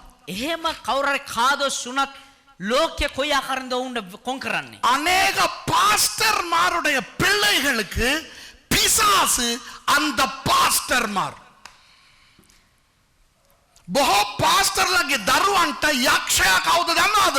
ඒ පාස්ටර්මයි. Many pastors' children are opposed by a devil called their own father. என்ன தெரியுமா சொல்றான்? මොනවද දන්නවද කියන්නේ? நீ ஊழியத்துக்கு வராத, උඹ සේවයට එන්න එපා. உனக்கு அழைப்பு இருக்கான்னு பார். උඹට කැඳවීම තියනවද බලපන්. நீ உன்னுடைய பொறுப்பை செய். උඹ උඹේ වගකීම කරපන්. என்ன நடக்குது இன்னைக்கு? අද මොනවද වෙලා තියෙන්නේ? பாஸ்டர்மாரோட பிள்ளைகள் எல்லாம் டாக்டர், இன்ஜினியர், ஐடி இப்படி போய்கிட்டு இருக்குது. අද බොහෝ දේවදාසයන්ගේ දරුවෝ IT ඉංජිනේර ડોක්ටර්. விளங்குதா உங்களுக்கு? காடோஷ் குறைவு. කාදෝෂ් අඩු වෙලා. ஆண்டவர் சொல்லுகிறார், දෙවියන් වහන්සේ කියනවා 1 பேதுரு 2:9 එක පේට්‍රුස් 2:9 நீ காடோஷ் ஜாதி. උඹ කාදෝස් ජාතියක්. You are a kadosh nation. You are a holy nation. புரியுதா? ஆசாரியர்களை பார்த்து சொல்லுகிறார், පූජකයන්ව බලලා කියනවා நீங்கள் எனக்கு காடோஷா இருக்கிறீர்கள். උඹ නුඹ මට කාදෝෂ්ව ඉන්නවා. வசனங்கள் எல்லாம் எனக்கு காட்டிக்கிட்டு இருக்க நேரம் கிடையாது, நிறைய வசனங்கள் இருக்குது. சரி, இப்பொழுது தசம பாகம். දැන් දසයෙන් කොටස. இப்போ பணம் கிடைக்கிறதே, දැන් මුදල් ලැබෙනවනේ. உனக்கு கிடைக்கிற அவ்வளவு பணமும் காடோஷ் அல்ல. නුඹට ලැබෙනේ හැම මුදලක්ම කාදෝෂ් නෙවෙයි. ஆனால் அதிலே முதல் 10 காடோஷ். හැබැයි එකෙන් පළවෙනි කොටස කාදෝෂ්. ஆண்டவருக்காக பிரித்து கொடுக்கப்படுகிறது. දෙවියන් වහන්සේ උදෙසා වෙන් කරලා තියලා තියෙන්නේ. உங்களுக்கு 1000 ரூபாய் கிடைக்கும் பொழுது ඔබට රුපියල් 1000ක් ලැබෙද්දී அதிலே உள்ள அந்த 100 ரூபாயை காடோஷ் ஆக்கி ஆண்டவருடைய கையிலே கொடுக்கும் பொழுது ඒකේ තියෙන එක රුපියල් 100 කාදෝෂ් කරලා දෙවියන් වහන්සේට දෙද්දී மிகுதி 9 பாகத்தையும் கர்த்தர் தொடுகிறார். ඉතුරු කොටස් 9 දෙවියன் වහන්සේ ස්පර්ශ කරනවා. ஆசீர்வாதம் வருகிறது. ආශිර්වාද එනවා. You know, tithes, the whole idea about tithes is 1/10 of our income is kadosh. It's to be separated unto God. அது கர்த்தருக்காக பிரித்து கொடுக்கப்படுகிறது. ඒක දෙවියන් වහන්සේ වෙනුවෙන් වෙන් කරලා ගෙනල්ලා දෙන්නේ. பிசாசு என்ன செய்கிறான்? යක්ෂයා මොනවද කරන්නේ? ஓ, அது பழைய ஏற்பாட்டுல இருக்குது. අයියෝ ඒක පරණ කිවිසුමේ ஓ, තියෙන්නේ. இது புதிய ஏற்பாட்டுல இல்ல. ඒක අලුත් කිවිසුමේ නෑ. உள்ளத்தின் வாஞ்சையின்படி தான் கொடுக்க சொல்லி இருக்குது. සිතේ කැමැත්ත පරිදි තමයි දෙන්න තියෙන්නේ. இப்படியெல்லாம் சொல்லி මෙහෙම කියලා கர்த்தருடைய காடோஷை காடோஷ் இல்லாமலாக்கி விட்டார்கள். ඒ දෙවියන් වහන්සේගේ කාදෝෂ් ඒ කාදෝෂ්කම නැති So කරනවා. many people have distorted the kadosh finances of God. மூத்த பிள்ளைகள் පළමු දරුවා ඒ කියන්නේ කුළුඳුල් දරුවා ஆண்டவருடைய காடோஷ், அது தெரியுமா? දෙවියන් වහන්සේගේ කාදෝෂ් பைபிள் දන්නවද? பைபிள் பேசுறேன். බයිබලෙන් කතා කරන්න. I am talking from the Bible. கர்த்தர் உங்களுக்கு ஒரு பிள்ளையோ 3 பிள்ளையோ 7 பிள்ளையோ கொடுக்கிறார். දෙවියන් වහන්සේ ඔබට එක දරුවෙක්ද දරුවෙන් දෙන්නෙක්ද දරුවෝ 7 දෙනෙක්ද දීලා තියෙනවා. அதுல மூத்த பிள்ளை கர்த்தருடைய காடோஷ், அது தெரியுமா? ඒකේ කුළුඳුල් දරුවා දෙවියන් වහන්සේට කාදෝෂ්. You know, when God gives you children 1, 3, 7, 25, the firstling, the firstborn is kadosh. அந்த முதல் பிள்ளையை நீங்கள் ஊழியக்காரனாகவோ ஊழியக்காரியாகவோ தான் வளர்க்க வேண்டும். ඒ කුළුඳුල් දරුවා ඔබ දේව සේවකයෙක් දේව සේවිකාවක් විදිහටම තමා වර්ධනය කරන්න ඕනේ.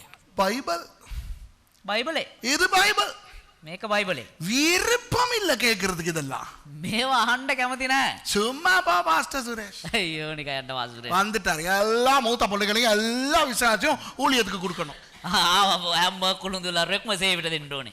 அதுதான் பைபிள் நீ வாசிச்சது இல்ல. ඒක තමා නුඹේ බයිබලේ උඹ කියවෙන්නේ. நீ சங்கீதங்கள்லயே குடி இருக்கிற. උඹ ගීතාවලිය කියවගෙන ඉන්නේ. நீ புதிய ஏற்பாட்டிலேயே இருக்கிற. නුඹ අලුත් ජීවිතෙමයි ඉන්නේ. ஆசீர்வாதம் ஆசீர்வாதம் ஆசீர்வாதம், உனக்கு வசனம் தெரியல. ආශිර්වාදේ ආශිර්වාදේ උඹට වචනේ දන්න. வாசி லேவிய ராகமம், ඔව් කියවන්න ලෙවි කතාව. வாசி மல்கியா, මල්කියා පොත කියවන්න. வாசி கொலோசியர், කොලොස්සි පොත කියවන්න. வாசி பிலிப்பியர். පිලිප්පි පොත කියවන්න. இதுல எல்லாம் இருக்கு. මේ සියල්ල තියෙනවා එකේ. உன்னுடைய மூத்த பிள்ளை உன்னுடைய பிள்ளை அல்ல, அது கர்த்தருடைய காடோஷ். නුඹේ කුළුඳුල් දරුවා නුඹේ දරුවා නෙමේ ඒක කාදෝෂ්. Your first born is kadosh, whether it's a boy or a girl, that's a kadosh. The Bible says don't dwell in the Psalms and the New Testament because there are other portions in the Bible which are the word of God. இன்றைக்கு என்ன நடக்குது? අද මොනවද වෙලා තියෙන්නේ? பாஸ்டர்மார்ட மூத்த பிள்ளைகளே ஊழியத்துல இல்ல. දේවදාසින්ගම කුළුඳුල් දරුවා සේවේ නැහැ. மத்த பிள்ளைகள் மூத்த பிள்ளைகள் கொடுப்பாங்களா ஊழியத்துக்கு? අනිත් මිනිස්සු කුළුඳුල් දරුවා දෙයිද සේවෙට? என்ன பிசாசு என்ன சொல்றாளோ, இது இது இது லட்சக்கணக்கான ஜனங்களுக்கு போகுது இந்த பிரசங்கம். මේක ලක්ෂ ගණන් ජනතාවටයි. යක්ෂයා මොනවද කියන්නේ? இந்த செய்தி வேத ஆராய்ச்சியாளர்களுக்கு போகுது. මේක යනවා මේ වේද මේ බයිබල් විශාරදීන්ට පාව. எபிரேய மொழி தெரிஞ்சவங்க பாக்குறாங்க. ஹெப்ரேவ் பாஷාව දන්න අය බලනවා මේක. பைபிள் ஸ்காலர்ஸ் பாக்குறாங்க என்னுடைய செய்தியை. இது இங்க 25 பேருக்கு பேசுறது இல்ல. මේ බයිබල් විශාරදයෝ ශිෂ්‍යෝ මේක බලනවා. මේක මේ මෙතන ඉන්න කට්ටියන් විතර I නෙමෙයි am කියන්නේ. talking to literally millions of people. Some of my viewers are scholars. Some of them are Hebrew scholars. So I can't lie from here. I'll tell you something. The devil has duped the minds of people with the word called calling. அழைப்பு என்கின்ற ஒரு உண்மையான பரிசுத்தமான சொல்லை வைத்து பிசாசு அநேகரை ஏமாற்றிக் கொண்டிருக்கிறான். එස් කැඳවීම කියන්නව දේ තියලා මේ සැබෑ සුද්ධකමින් යක්ෂයා වෙන් කරලා රවට්ටගෙන ඉන්නවා. பாஸ்டர் கேக்குறான், பாஸ்டர் புள்ளைய பார்த்து, ஊழியத்துக்கு உனக்கு அழைப்பு இருக்கா? දේවදාසයෝ අහනවා තමුන්ගේ දරුවා බල්ලි වෙලා සේවයට උඹට කැඳවීම තියනවාද? பாஸ்டர் பார் எனக்கு சொல்றாங்க, දේවදාසයෝ ඇවිල්ලා මට කියනවා என் பிள்ளைய ஆண்டவர் ஊழியத்துக்கு அழைச்சா கட்டாயம் ஊழியத்துக்கு வருவான் பாஸ்டர். ஆனா அவனுக்கு அழைப்பு இல்ல பாஸ்டர். දෙවියන් වහන්සේ මගේ දරුවා සේවයට කැඳවුවා නම් මම අනිවාර්යෙන් යවනවා පාස්ටර්. හැබැයි ඌට කැඳවීම නැහැ. மூத்த பிள்ளைய கொடுக்கிறது, அவன் பிள்ளைக்கு அழைப்பு இருக்கணுமே. පළවෙනි දරුවා කුළුඳුල් දරුවා දෙන්නට ඌට කැඳවීම දෙන්න බෑ. அழைப்பு இருக்கா? කැඳවීම දෙනවද ඌට? பிள்ளை உங்களுக்கு அழைப்பு இருக்கா? පුතේ උඹට කැඳවීම තියනවද? அம்மா அப்பாவுக்கே தெரியல, பிள்ளைக்கு எப்படி தெரியும்? இல்ல மம்மி. අම්මා තාත්තනම දන්නේ නැහැ. ඉතින් ළමයා දන්නවද ඔක? නෑ තාත්තේ. பாத்தீங்களா, அழைப்பு இல்ல. බලන්නකෝ කැඳවීම නෑ ඌට. வேதம் சொல்லுகிறது, බයිබලයේ කියනවා ஒவ்வொரு விசுவாசியினுடைய மூத்த பிள்ளையும் හැම ඇදලිවන්තයෙක්ගේම කුළුඳුල් දරුවා ஊழியக்காரனாக இருக்க வேண்டும், பிரதிஷ்டை பண்ணப்பட வேண்டும். பைபிள் சொல்லுது. සේවකයෙක්ව එහෙම නැත්නම් සේවිකාවක්ව කැප කරලා තියෙන්න ඕනේ කියලා බයිබලයේ කියනවා. The Bible says that the firstborn of every godly family is a kadosh unto God. வேதத்தின்படி බයිබලයේ විදිහට ஒவ்வொரு ஊழியக்காரனுடைய அத்தனை பிள்ளைகளும் ஊழியக்காரர்கள். ඉන්නව හැම සේවකයෙක්ම එතරම් ඉන්නව හැම දරුවෙක්ම කුළුඳුල් දරුවා සේවකයෙක්. விளங்குதா உங்களுக்கு? இது பைபிள். මේක තමයි බයිබලේ. இப்போ ஒரு கேள்வி. ඒක ප්‍රශ්නයක්. 20ஆம் நூற்றாண்டிலே 20 වෙනි සියවසේ எல்லா விசுவாசிகளுடைய மூத்த பிள்ளைகளும் ஊழியக்காரங்களாகி හැම සේවකයෙක්ම කුළුඳුල් දරුවා සේවකයෙක් වෙලා எல்லா பாஸ்டர்மாருடைய பிள்ளைகளும் ஊழியக்காரர்களாகி இருந்தா හැම දේවදාසයෙක්ම කුළුඳුල් දරුවා සේවකයෙක් වුණා නම් පාස්ටර් කෙනෙක් වුණා නම් 21ஆம் நூற்றாண்டு இப்ப මේ 21 වෙනි සියවස වන්නා වූ මේ කාලයේ இந்த ஸ்ரீலங்கா ஒரு கிறிஸ்தவ நாடா இருந்திருக்கும். මේ ශ්‍රී ලංකාව එක කිතුණු රටක් වෙලා තියෙයි. You know, if in the 20th century all pastors made their children to become servants of God, and if all believers had given their firstborn according to the Bible to be kadosh, by the 21st century the entire nation of Sri Lanka would have become a Christian nation. That's the truth. இதுதான் உண்மை. ஜெபிக்கிறோம். යාඥා කරනවා. பெண்கள் கூட்டத்தில் ஜெபிக்கிறாங்க சிஸ்டர்மார். කාන්තා යාඥා කරනවා මේ ஆண்டவரே, இலங்கைக்கு ரட்சிப்பை தாரும் ஐயா. සෝවිනී මේ ශ්‍රී ලංකාවට ගැලවෙම නිදහස් කර. Lord, bring salvation to Sri Lanka. Let persecution stop. இலங்கையிலே கிறிஸ்தவர்களுக்கு வருகிற உபத்திரவத்தை நிறுத்தும் ஐயா. මේ ශ්‍රී ලංකාවේ කිතුණුන්ට පැමිණ පීඩාව නවත්තන්න ස්වාමිනේ. ஆண்டவரே, இலங்கைக்கு எழுப்புதலை ஊற்றும் ஆண்டவரே. ස්වාමිනේ මේ ශ්‍රී ලංකාවට පිබිදීමක් ගෙනන්න. Bring revival to Sri Lanka. கொண்டு வரோம். அற்புதம். இலங்கை ரட்சிக்கப்படுகிறது. Praise the Lord. මේ ශ්‍රී ලංකාව ගැලවෙන්න. Hallelujah. හලෙලූයා. அருமையான லேடிஸ் மீட்டிங். යහපත් වූ කාන්තා රැස්වීම. கர்த்தர் எங்களுடைய ஜெபத்தை கேட்டு இலங்கைக்கு பெரிய எழுப்புதல் கொண்டு வருவார். දෙවියන් වහන්සේ අපේ ආචාල මේ ශ්‍රී ලංකාවට විශාල පිවිදීමක් ගෙන්න යනවා. சிஸ்டர், සිස්ටර්, உங்க மூத்த பிள்ளை என்ன பண்ணுது? ඔබේ වැඩිමල් දරුවා මොනවද කරන්නේ? ஏம்மா என்ஜினியருக்கு படிக்குது? ඇයි එයා මේ ඉංජිනේරු වෙක්වෙන්න ඉගෙන ගන්නවානේ? சிஸ்டர், அவரை அங்கிருந்து நிப்பாட்டி பைபிள் ஸ்கூலுக்கு அனுப்பி அவரை ஊழியக்காரனாக்கணும் என்ன? ඉතින් සිස්ටර් එයාව ඒකෙන් එහෙම නවත්තලා බයිබල් කොලෙජ්ජට යවන හරිනේ මේ පාස්ටර් කෙනෙක් කරන්න. சிஸ்டர், என்ன சிஸ்டர்? මොනවද සිස්ටර් මේ කියන්නේ?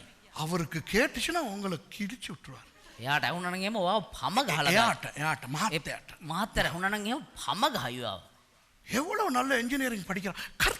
கர்த்தர் ஒரு அருமையான யூனிவர்சிட்டி கொடுத்தார். දෙවියන් වහන්සේ හොඳ යහපත් විශ්වවිද්‍යාලයක් දෙන්න කොච්චර හොඳ ඉංජිනේරුවෙක් වෙනවද? எத்தனையோ பேருக்கு கிடைக்காதது කිසි කෙනෙකුට කාටවත් ලැබෙන්නේ නැති අවස්ථාවක් ඒක. என் பிள்ளைக்கு கிடைச்சிச்சு. මගේ දරුවට ලැබුණා ඒක. அம்மா, ஏன் தெரியுமா உன் பிள்ளைக்கு கிடைச்சிச்சு? ඒ දන්නවද ඔබේ දරුවට ඒක ලැබුණේ? பிசாசு கொடுத்தான். යක්ෂයා දුන්නා. ஏன்னா பௌத்தனையும் இந்துவையும் அவன் கெடுக்க தேவையில்ல, உன் பிள்ளைய தான் கெடுக்கணும். ඒ කියන්නේ මේ බෞද්ධයින්ට හින්දු අයට ඒක ලබා ගන්න අවශ්‍ය නැහැ. හැබැයි ඔබේ දරුවෝ හැම්බෙලා තියෙනවා. ஃப்ரீ ஸ்காலர்ஷிப் கிடைக்குது அமெரிக்காவுக்கு. ඒ කියන්නේ නිදහස් ශිෂ්‍යත්වයක් හම්බෙලා තියෙනවා ඔබ දරුවට ඇමරිකාවට. ஒரு அங்கிள் ஃப்ரீயா டிக்கெட் தந்தார் ஆஸ்திரேலியாவுக்கு. ඒක අංකල් කෙනෙක් ඕස්ට්‍රේලියාවට නිකම්ම ටිකට් එකක් දාලා ஐயோ දුන්නා. 4 வருஷம் எனக்கு தான் பெஸ்ட் ரிசல்ட்ஸ். මේ අවුරුදු 4 මට තමයි හොඳම මේ ප්‍රතිඵල තියෙන්නේ. ஏன் தெரியுமா? ඒ දන්නවද? உன்னை அங்க சேத்துக்குள்ள வச்சு அந்த சேத்துல மகிமைப்படுத்தினா தான் உன்னை ஊழியத்துக்கு கொண்டு வர முடியாது. උඹ ඒ මඩේ ගහලා ඒ මඩෙන් උඹ මඩ තවරන්න තමයි උඹ ඒ ස්ථානේ තියලා It තියෙන්නේ. is a damn hypocrisy when Christians pray for revival if they are not allowing their children to come into ministry. உன்னுடைய பிள்ளைகளை ஊழியத்துக்கு வர விடாமல் நீ நாட்டின் எழுப்புதலுக்காக ரட்சிப்புக்காக ஜெபிக்கிறது ஏமாற்று வேலை. උඹේ දරුවා උඹ සේවයට එවන්න නැතුව මේ දේශයේ ගැලවීම පිබිදීම උදෙසා යාඥා කරනවා. ඒක උඹ කරන රැවටීමක්. நீ ஊழியத்துல செய்யாம නුඹ සේවය නොකර நாடு ரட்சிக்கப்படணும், මේ රට ගැලවීම ලබන්න ඕනේ. உபத்திரவம் நிக்கணும், මේ උපද්‍රව නවතින්න ඕනේ. இயேசுவின் கொடி பறக்க வேண்டும். යේසුස් වහන්සේගේ කොඩිය එසවෙන්න ඕනේ. சீ, ஊரே மாத்தாத. චි මේ රට රවට්ටන්න එපා. சம்பாத்தியம் சம்பாத்தியம் சம்பாத்தியம் சம்பாத்தியம். හම්බ කරනවා. பணம் பணம் பணம் பணம். මුදල් සල්ලි. எங்கே தேவனுடைய காடோஷ்? කෝ දෙවියන් වහන්සේගේ කාදෝෂ්. இந்த நிகழ்ச்சியை பார்க்கின்றவர்களுக்கும் இந்த செய்தியை கேட்கிறவர்களுக்கும் ஒரு கேள்வி கேட்கிறேன். මේ වැඩසටහන බලන අයගෙනුත් මේ ඉන්න අයගෙනුත් එක ප්‍රශ්නයක් අහන්න. உன்னுடைய மூத்த பிள்ளை ඔබේ කුළුඳුල් දරුවා ஊழியத்தில் இல்லை என்றால் මේ සේවය නැහැයි කියන්නේ தெரிந்தோ தெரியாமலோ දැනගෙන හෝ නැතුව හෝ கர்த்தருடைய காடோஷை நீ காடோஸ் குலைச்சலாக்கி இருக்கிறாய். ඒ දෙවියන් වහන්සේගේ කාදෝෂ් ඒ කාදෝෂ්කම ඔබ අපහාසයට පත් කරමින් එහෙම නැත්නම් ජරාවට පත් කරමින් ඉන්නවා. தெரிந்து குடித்தாலும் தெரியாமல் குடித்தாலும் விஷம் விஷம்தான். දැනගෙන බිව්වත් නොදැන බිව්වත් විසම තමයි. தெரிந்து செய்தாயோ தெரியாமல் செய்தாயோ දැනගෙන කරනවද නොදැන කරනවද? ஆண்டவருடைய ஒரு ஊழியக்காரனை ஒரு ஊழியக்காரியை நீ பிரித்து எடுத்து உலகத்துக்கு அனுப்பினதற்கான நியாய தீர்ப்பை ஒரு நாள் ஆண்டவரிடத்தில் கேட்கவே செய்வார். දෙවියන් වහන්සේගේ සේවය කරන්න ඕනේ එක සේවිකාවක් ඔබ අයින් කරලා ලෝකයට ගෙන ගිය නිසා දෙවියන් වහන්සේගේ විනිශ්චයට ඔබ දවසක මුහුණ දෙන්න ඕනේ ඒ කාරණා උදෙසා. I asked this question from the millions of people who are watching me from all over the world. If your firstborn is not in the ministry, you have removed one of God's kadoshes away from him, and one day you will have to stand before his judgment and you will be judged for ruining his kadosh. இது ஒரு பயத்தை ஏற்படுத்த வேண்டும். මේක අපිට බය ඇති කරන්න ඕනේ. இனிமேல் இந்த தவறை நாங்கள் செய்யாதிருக்கும்படி நாங்கள் ஜெபிக்க வேண்டும். මින් පස්සේ අපි මේ වැරද්ද කරන්නේ නැහැ කියලා අපි යාඥා කරන්න ඕනේ. கர்த்தருடைய காடோஷ் நாள், දෙවියන් වහන්සේගේ කාදෝෂ් දවස, கர்த்தருடைய காடோஷ் பணம், දෙවියන් වහන්සේගේ කාදෝෂ් මුදල්, கர்த்தருடைய காடோஷ் பிள்ளைகள், දෙවියන් වහන්සේගේ කාදෝෂ් දරුවන්, கடைசியாக අවසාන වශයෙන් கர்த்தருடைய காடோஷ் வீடு. දෙවියන් වහන්සේගේ කාදෝෂ් නිවස. I have explained God's kadosh people, God's kadosh time, God's kadosh money, and God's kadosh children. Finally, God's kadosh place. இந்த இடம் கர்த்தருடைய ஆலயங்கள், கர்த்தருக்காக பிரித்து கொடுக்கப்படுகிற இடங்கள். මේ ස්ථානය එහෙම නැත්නම් මේ දෙවියන් වහන්සේගේ මාලිගාව දෙවියන් වහන්සේ වෙනුවෙන් වෙන් කරා වූ ස්ථානයක්. இயேசுவானவர் தேவாலயத்துக்கு போனார். යේසුස් වහන්සේ දේව මාලිගාවට ගියා. அங்க வியாபாரம் செய்து கொண்டிருந்தார்கள். එතන ව්‍යාපාර කරගෙන හිටියා. சவுக்கு எடுத்து அடித்தார். කසයක් ගත්ත උන්වහන්සේ. மேசைகளை புரட்டி விட்டார். මේ මේස පෙරළුවා. என்னுடைய வீடு, මගේ නිවස, என்னுடைய வீட்டை குறித்த வைராக்கியம் எனக்கு இருக்கிறது என்றார் அவர். මගේ නිවස පිළිබඳ ජුවලිතකමක් මට තියෙනවා. When Jesus went to the temple, he saw people buying and selling and changing money, and he caused havoc there, and he said, my house is a holy place and I have the passion for my house. சபையை குறித்த அந்த வைராக்கியம் ஆண்டவருக்கு இருக்கிறது. ඒ සභාව පිළිබඳ තිබෙනා උන්වහන්සේගේ ජුවලිතකම උන්වහන්සේට තියෙනවා. ஆகவே சபை என்கின்ற அந்த இடத்திலே அந்த இடம் கர்த்தருக்காக ஒதுக்கப்பட்டு கொடுக்கப்படுகிறது. ඒ නිසා සභාව කියනවා ඒ උන්වහන්සේගේ ස්ථානය උන්වහන්සේ වෙනුවෙන් වෙන් කරලා තියෙන්නේ. அது ஆண்டவருக்கு மகிமை தருகிற காரியம் தவிர வேறு என்ன அங்கு நடைபெற்றாலும் கர்த்தர் கேட்பார். දෙවියන් වහන්සේට මහිමය දෙන දේවල් හැරෙන්න වෙන මොන දේ සිද්ධ වුණත් දෙවියන් වහන්සේ ඒක අහනවා. சேல் நடத்துகிற சபைகளை கர்த்தர் அடிப்பார். වෙළඳ ව්‍යාපාර පවත්වන්නා වූ එහෙම නැත්නම් දන්ස මේ ව්‍යාපාරයන් සිද්ධ කරන්නා වූ සභාවන් දෙවියන් වහන්සේ ගහනවා. நல்லாவே இருக்க மாட்டாங்க பாருங்க நீங்க. හොඳට තියන්නේ නැහැ බලන්න ඔබ. அந்த மாதிரி பண்ற சபைகளை நீங்க பாருங்க. එහෙම කරන්නා වූ සභාවන් දිහා බලන්න ඔබ. ஆசீர்வாதம் இருக்காது. ආශිර්වාද තියෙනවා. கர்த்தருடைய கரம் இருக்காது. දෙවියන් වහන්සේගේ හස්තය නැහැ. கர்த்தருடைய வீட்டை குறித்த வைராக்கியம் நமக்கும் இருக்க வேண்டும். දෙවියන් වහන්සේගේ නිවස පිළිබඳ චෝලිතකම අපිට තියෙන්න ඕනේ. We also should have that passion for the house of God because God is very jealous about his house. இப்போ நான் முடிக்க போகிறேன். මම අවසන් කරන්න යන්නේ. நான் ஆயத்தம் பண்ணினதை விட ரொம்ப வித்தியாசமாய் பேசிவிட்டேன். මම සූදානම් කරාට වඩා බොහෝසේ වෙනස් විදිහට කතා කරේ. இதனால் இந்த நாட்களிலே கர்த்தர் கவலையாய் காணப்படுகிறார். එනිසා මේ දිනවල දෙවියන් වහන්සේ තා ශෝකජනකව ඒ කියන්නේ දුක් බරව සිටිනවා. God, I think God is very sad about Christianity today. ஏனென்றால் இன்றைக்கு கிறிஸ்தவம் காடோஷை இழந்து கொண்டிருக்கிறது. ඇයි කියනවා නම් අද මිනිස්සු ඒ කාදෝෂ් නැති කරගෙන ඉන්නවා. ஆண்டவருக்காக ஒதுக்கப்படுபவை நிறுத்தப்பட்டு கொண்டு வருகிறது. දෙවියන් වහන්සේ වෙනුවෙන් ඇලවි සිටීම නැති කරගෙන ඉන්නවා. உங்களுக்கு தெரியுமா ஊழியம் செய்கிறவர்கள் யார் என்று? ඔබ දන්නවද සේවය කරන අය කියන්නේ කවුද කියලා? ஆண்டவரோடு ஒட்டி இருக்கிறவர்கள்.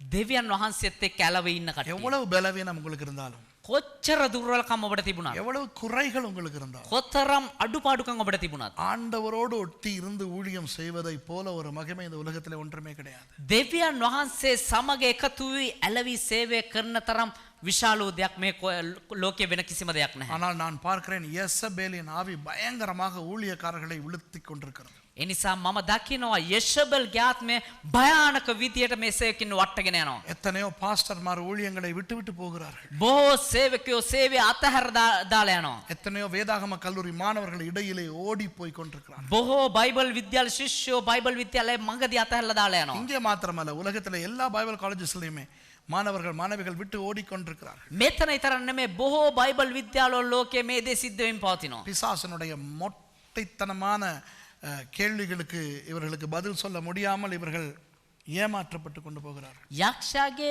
මෝඩ ප්‍රශ්න වලට උත්තර දෙන්න බැරුව රැවටිලා මේගොල්ලෝ ඒ දේවල් අතහැරලා කාදුස් අතහැරලා යමින් ඉන්නවා. முடிக்க முன்பு ஒன்றை சொல்கிறேன். I'll say something before I close. අවසන් කරන්න කලින් එක දෙයක් කියන්න. ஊழியத்தை செய்யாமல் வேலை செய்கிறார்கள் அல்லவா, මේ සේවය අතහැරලා රැකියාවන් කරගෙන ඉන්නව නේද? அவர்கள் யாருமே நிம்மதியாய் இல்லை. ඒ කවුරුත් සැනසීමේ නැහැ. நான் ஊழியம் செய்ய வேண்டியவர்களை பற்றி மட்டும் தான் பேசுகிறேன். මේ සේවය කරන්න ඕන අය පිළිබඳව විතරයි මම මේ කතා කරන්නේ. எல்லாரும் ஊழியம் செய்ய முடியாது. හැමෝටම සේවය කරන්න බෑ. Not everybody can do ministry, but those who are supposed to do ministry, most of them are doing jobs, very elite jobs, very professional jobs, very wonderful jobs. நல்ல நல்ல பெரிய உயர்ந்த வேலைகளை செய்கிறார்கள். තා විශාල වූ හොඳ වූ උසස් වූ රැකියාවන් කරගෙන ඉන්නවා. நல்ல வசதிகளோடு வாழ்கிறார்கள். හොඳ ආකාරයෙන් යහපත්ව ලස්සන ජීවත් වෙන්න පුළුවන්. American Psychological Association, APA என்ற நிறுவனம் இப்போ வெளியிட்டிருக்கிற ஒரு கருத்தை நான் உங்களுக்கு சொல்லுகிறேன். American Psychological Association का मैं वार्तावाक इधर बात कर रहा हूँ. American Psychological Association has issued a census or whatever, a statement. 99.9% of professionals who are engaged in some sort of profession is suffering from stress related psychological disorders.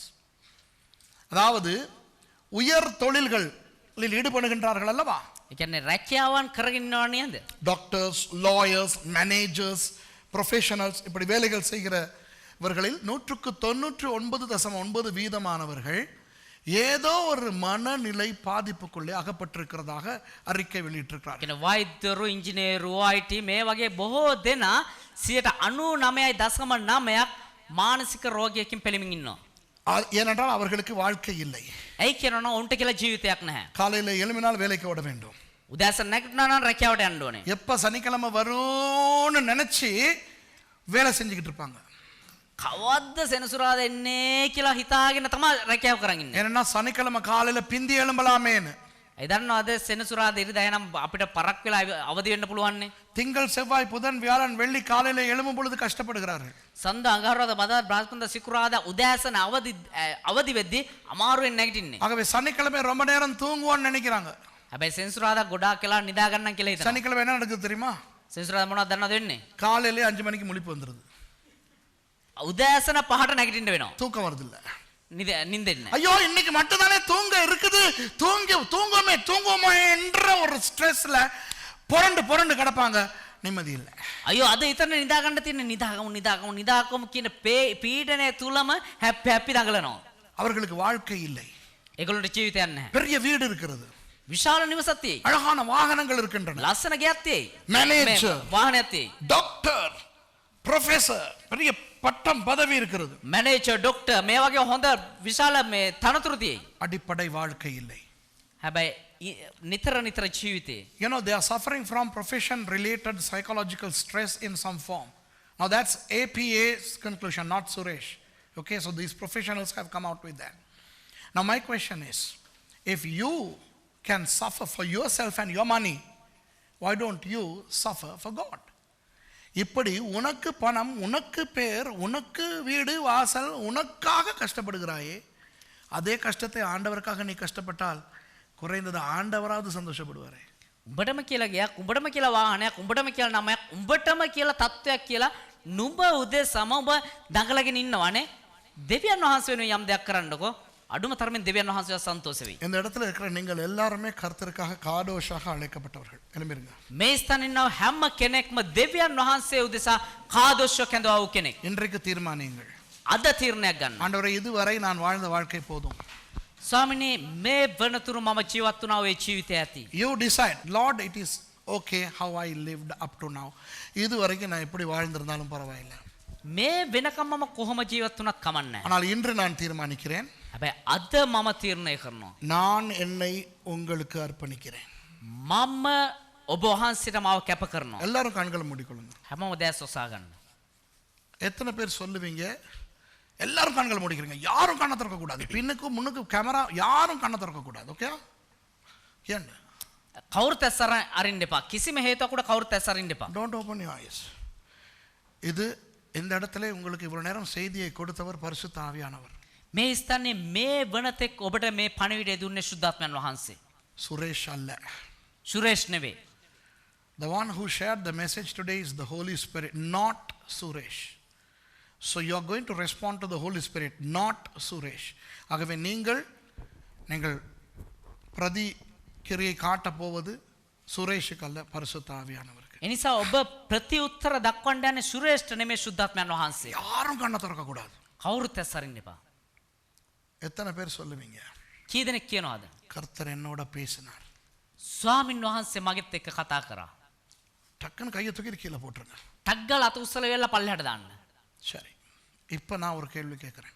දැන් එක ප්‍රශ්නයක් මම ඔබට ගන්නවා. யாரும் கண்களை திறக்க வேணாம். කවුරුත් ඇස් අරින්න එපා. எத்தனை பேர் சொல்லுவீங்க? කී දෙනෙක් කියනවාද? முதலாவது, நான் ஒழுங்கா ஆண்டவருக்காக ஒதுக்கப்பட்டதா எனக்கே தெரியல. මම දෙවියන් වහන්සේ වෙනුවෙන් වෙන් කරා වූ කෙනෙක්ද කියනක මටම තේරෙන්නේ නැහැ. நான் காதோஷான்னு எனக்கே தெரிய மாட்டேங்குது. මම කාදොස් කියන එක මටම තේරෙන්නේ නැහැ. ஆனா இன்றைக்கு நான் என்னை ஆண்டவருக்கு ஒரு புதிதான காதோஷாக அர்ப்பணிக்க விரும்புகிறேன் என்று சொல்லுகிறவர்கள் கையை தூக்கி கீழே போடுங்க. නමුත් මම අද දවසේ උන්වහන්සේට කාදොස් කියලා වෙන්වෙන්ට කැමති කියන කට්ටිය අත උස්සලා පල්ලෙහාට දාන්න. Thank you. நீங்க திருப்பி தூக்க தேவையில்லை, ஏனென்றால் கர்த்தர் காணுகிறார். நான் கூட காண தேவையில்லை, கர்த்தர் தான் காணுகிறார். ආපව අත උස්සන්ට අවශ්‍ය නැහැ. මම දැක්කේ නැති උනාට කමක් නැහැ. දෙවියන් වහන්සේ දකිනවා. சில பேருக்கு அழுக வருது, வேற ஒன்றும் இல்லை, உணர்த்தப்பட்டு குத்தப்படுறீங்க. ப்ளீஸ் அழுங்க, பிரச்சனை இல்லை. හැඟුම් බර වෙලා ඒ මනසට දැනෙන නිසා සමහරට ඇඬුම් වෙනවා වෙන්න ඇති. කමක් නැහැ අඬන්න. Some of you feel like crying. It's okay. There is nothing wrong because God is dealing with everybody individually. Okay? So my first question is, if you feel I am not yet a complete kadosh unto God, I have not given myself totally unto God, put your hand up and down. I will pray for you eventually. Okay. Just put your hand up and down because God has to see your hand. Praise the Lord. அடுத்தது, ඊළඟට இந்த நிகழ்ச்சியை பார்த்து கொண்டிருக்கிற ஆயிரக்கணக்கான பாஸ்டர்ஸ்மார், இந்த இடத்துல இருக்கிற பாஸ்டர்ஸ்மார், මේ ස්තන්නව දේවදාසින් වගේ මේ වැඩසටහන බලනව දහස් ගණන් දේවදාසින්. பாஸ்டருடைய குடும்பங்கள், பாஸ்டருடைய பிள்ளைகள் இந்த நிகழ்ச்சியை நீங்க பார்த்து கொண்டிருந்தீங்கன்னா දේවදාසින්ගේ පවුල්, දේවදාසින්ගේ දරුවන් මේ පණිවිඩය බලාගෙන ඉන්නවා නම් எனக்கு தெரியுது நான் செஞ்ச தப்பு. ඔබ මම දන්නවා මං කරපු වැරද්ද. என்னுடைய பிள்ளைகளை நான் ஊழியத்திலே கொண்டு வராதது என்னுடைய தப்பு. මගේ දරුවන් සේවයට නොගැනීම, සේවයට නොයවීම මගේ වැරද්ද.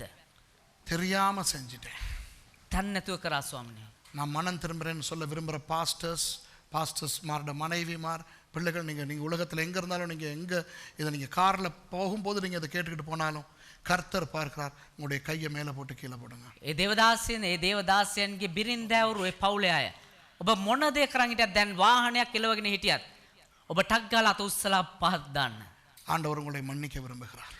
දෙවියන් වහන්සේ ඔබට සමාව දෙන්න කැමති වෙනවා.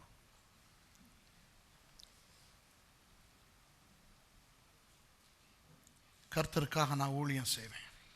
දෙවියන් වහන්සේ උදෙසා මම සේවය කරන්න. நான் கர்த்தருக்காக காதோஷ் ஆகுவேன். මම දෙවියන් වහන්සේ උදෙසා කාදොස් වෙන්නම්. நான் தொழில் செய்து கஷ்டப்படுறதை விட මම සේවය කරලා நான் රස්සාව කරලා අපහසුතා දුක් විඳිනවට වඩා ஆண்டவருக்காக ஊழியம் செய்து கஷ்டப்படுவேன். මම දෙවියන් වහන්සේ උදෙසා සේවය කරලා අමාරුකම් විඳින්න. சொல்றவங்க கையை தூக்கிட்டு கீழே போடுங்க. එහෙම කියන අය අත උස්සලා පහළට දාන්න. ஹல்லேலூயா. கர்த்தருக்கென தசம பாகங்களை இனி நான் காடோஷாய் கொடுப்பேன். දෙවියන් වහන්සේ උදෙසා ඒ දසෙන් කොටසම කාදොස් විදියට දෙන්නම්. இதற்கு முன்னே நடந்ததெல்லாம் போகட்டும்.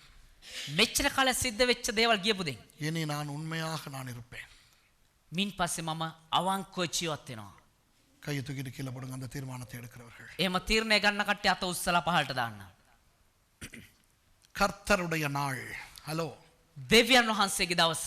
இது என்னுடைய சபை ஜனங்களுக்கும் சேர்த்து தான் நான் சொல்றேன். මේක මගේ සභාවේ ජනතාවටත් එක්ක තමයි எல்லாருக்கும் தான் நான் சொல்றேன். හැමෝටම තමයි මං කියන්නේ. கர்த்தருடைய நாளில் என்ன நடந்தாலும், நான் பட்னியை கடந்து செத்தாலும், நான் வேலைக்கு போக மாட்டேன், வியாபாரம் செய்ய மாட்டேன், அது கர்த்தருக்காக காடோஷா கொடுப்பேன் அப்படின்னு சொல்றவங்க கையை தூக்கிட்டு கீழே போடுங்க. දෙවියන් වහන්සේගේ දවසේ මොන දේ සිද්ධ වුණත්, මට කන්න නැතුවම බඩගින්න මැරුණත් මම රැකියාවකට යන්නේ.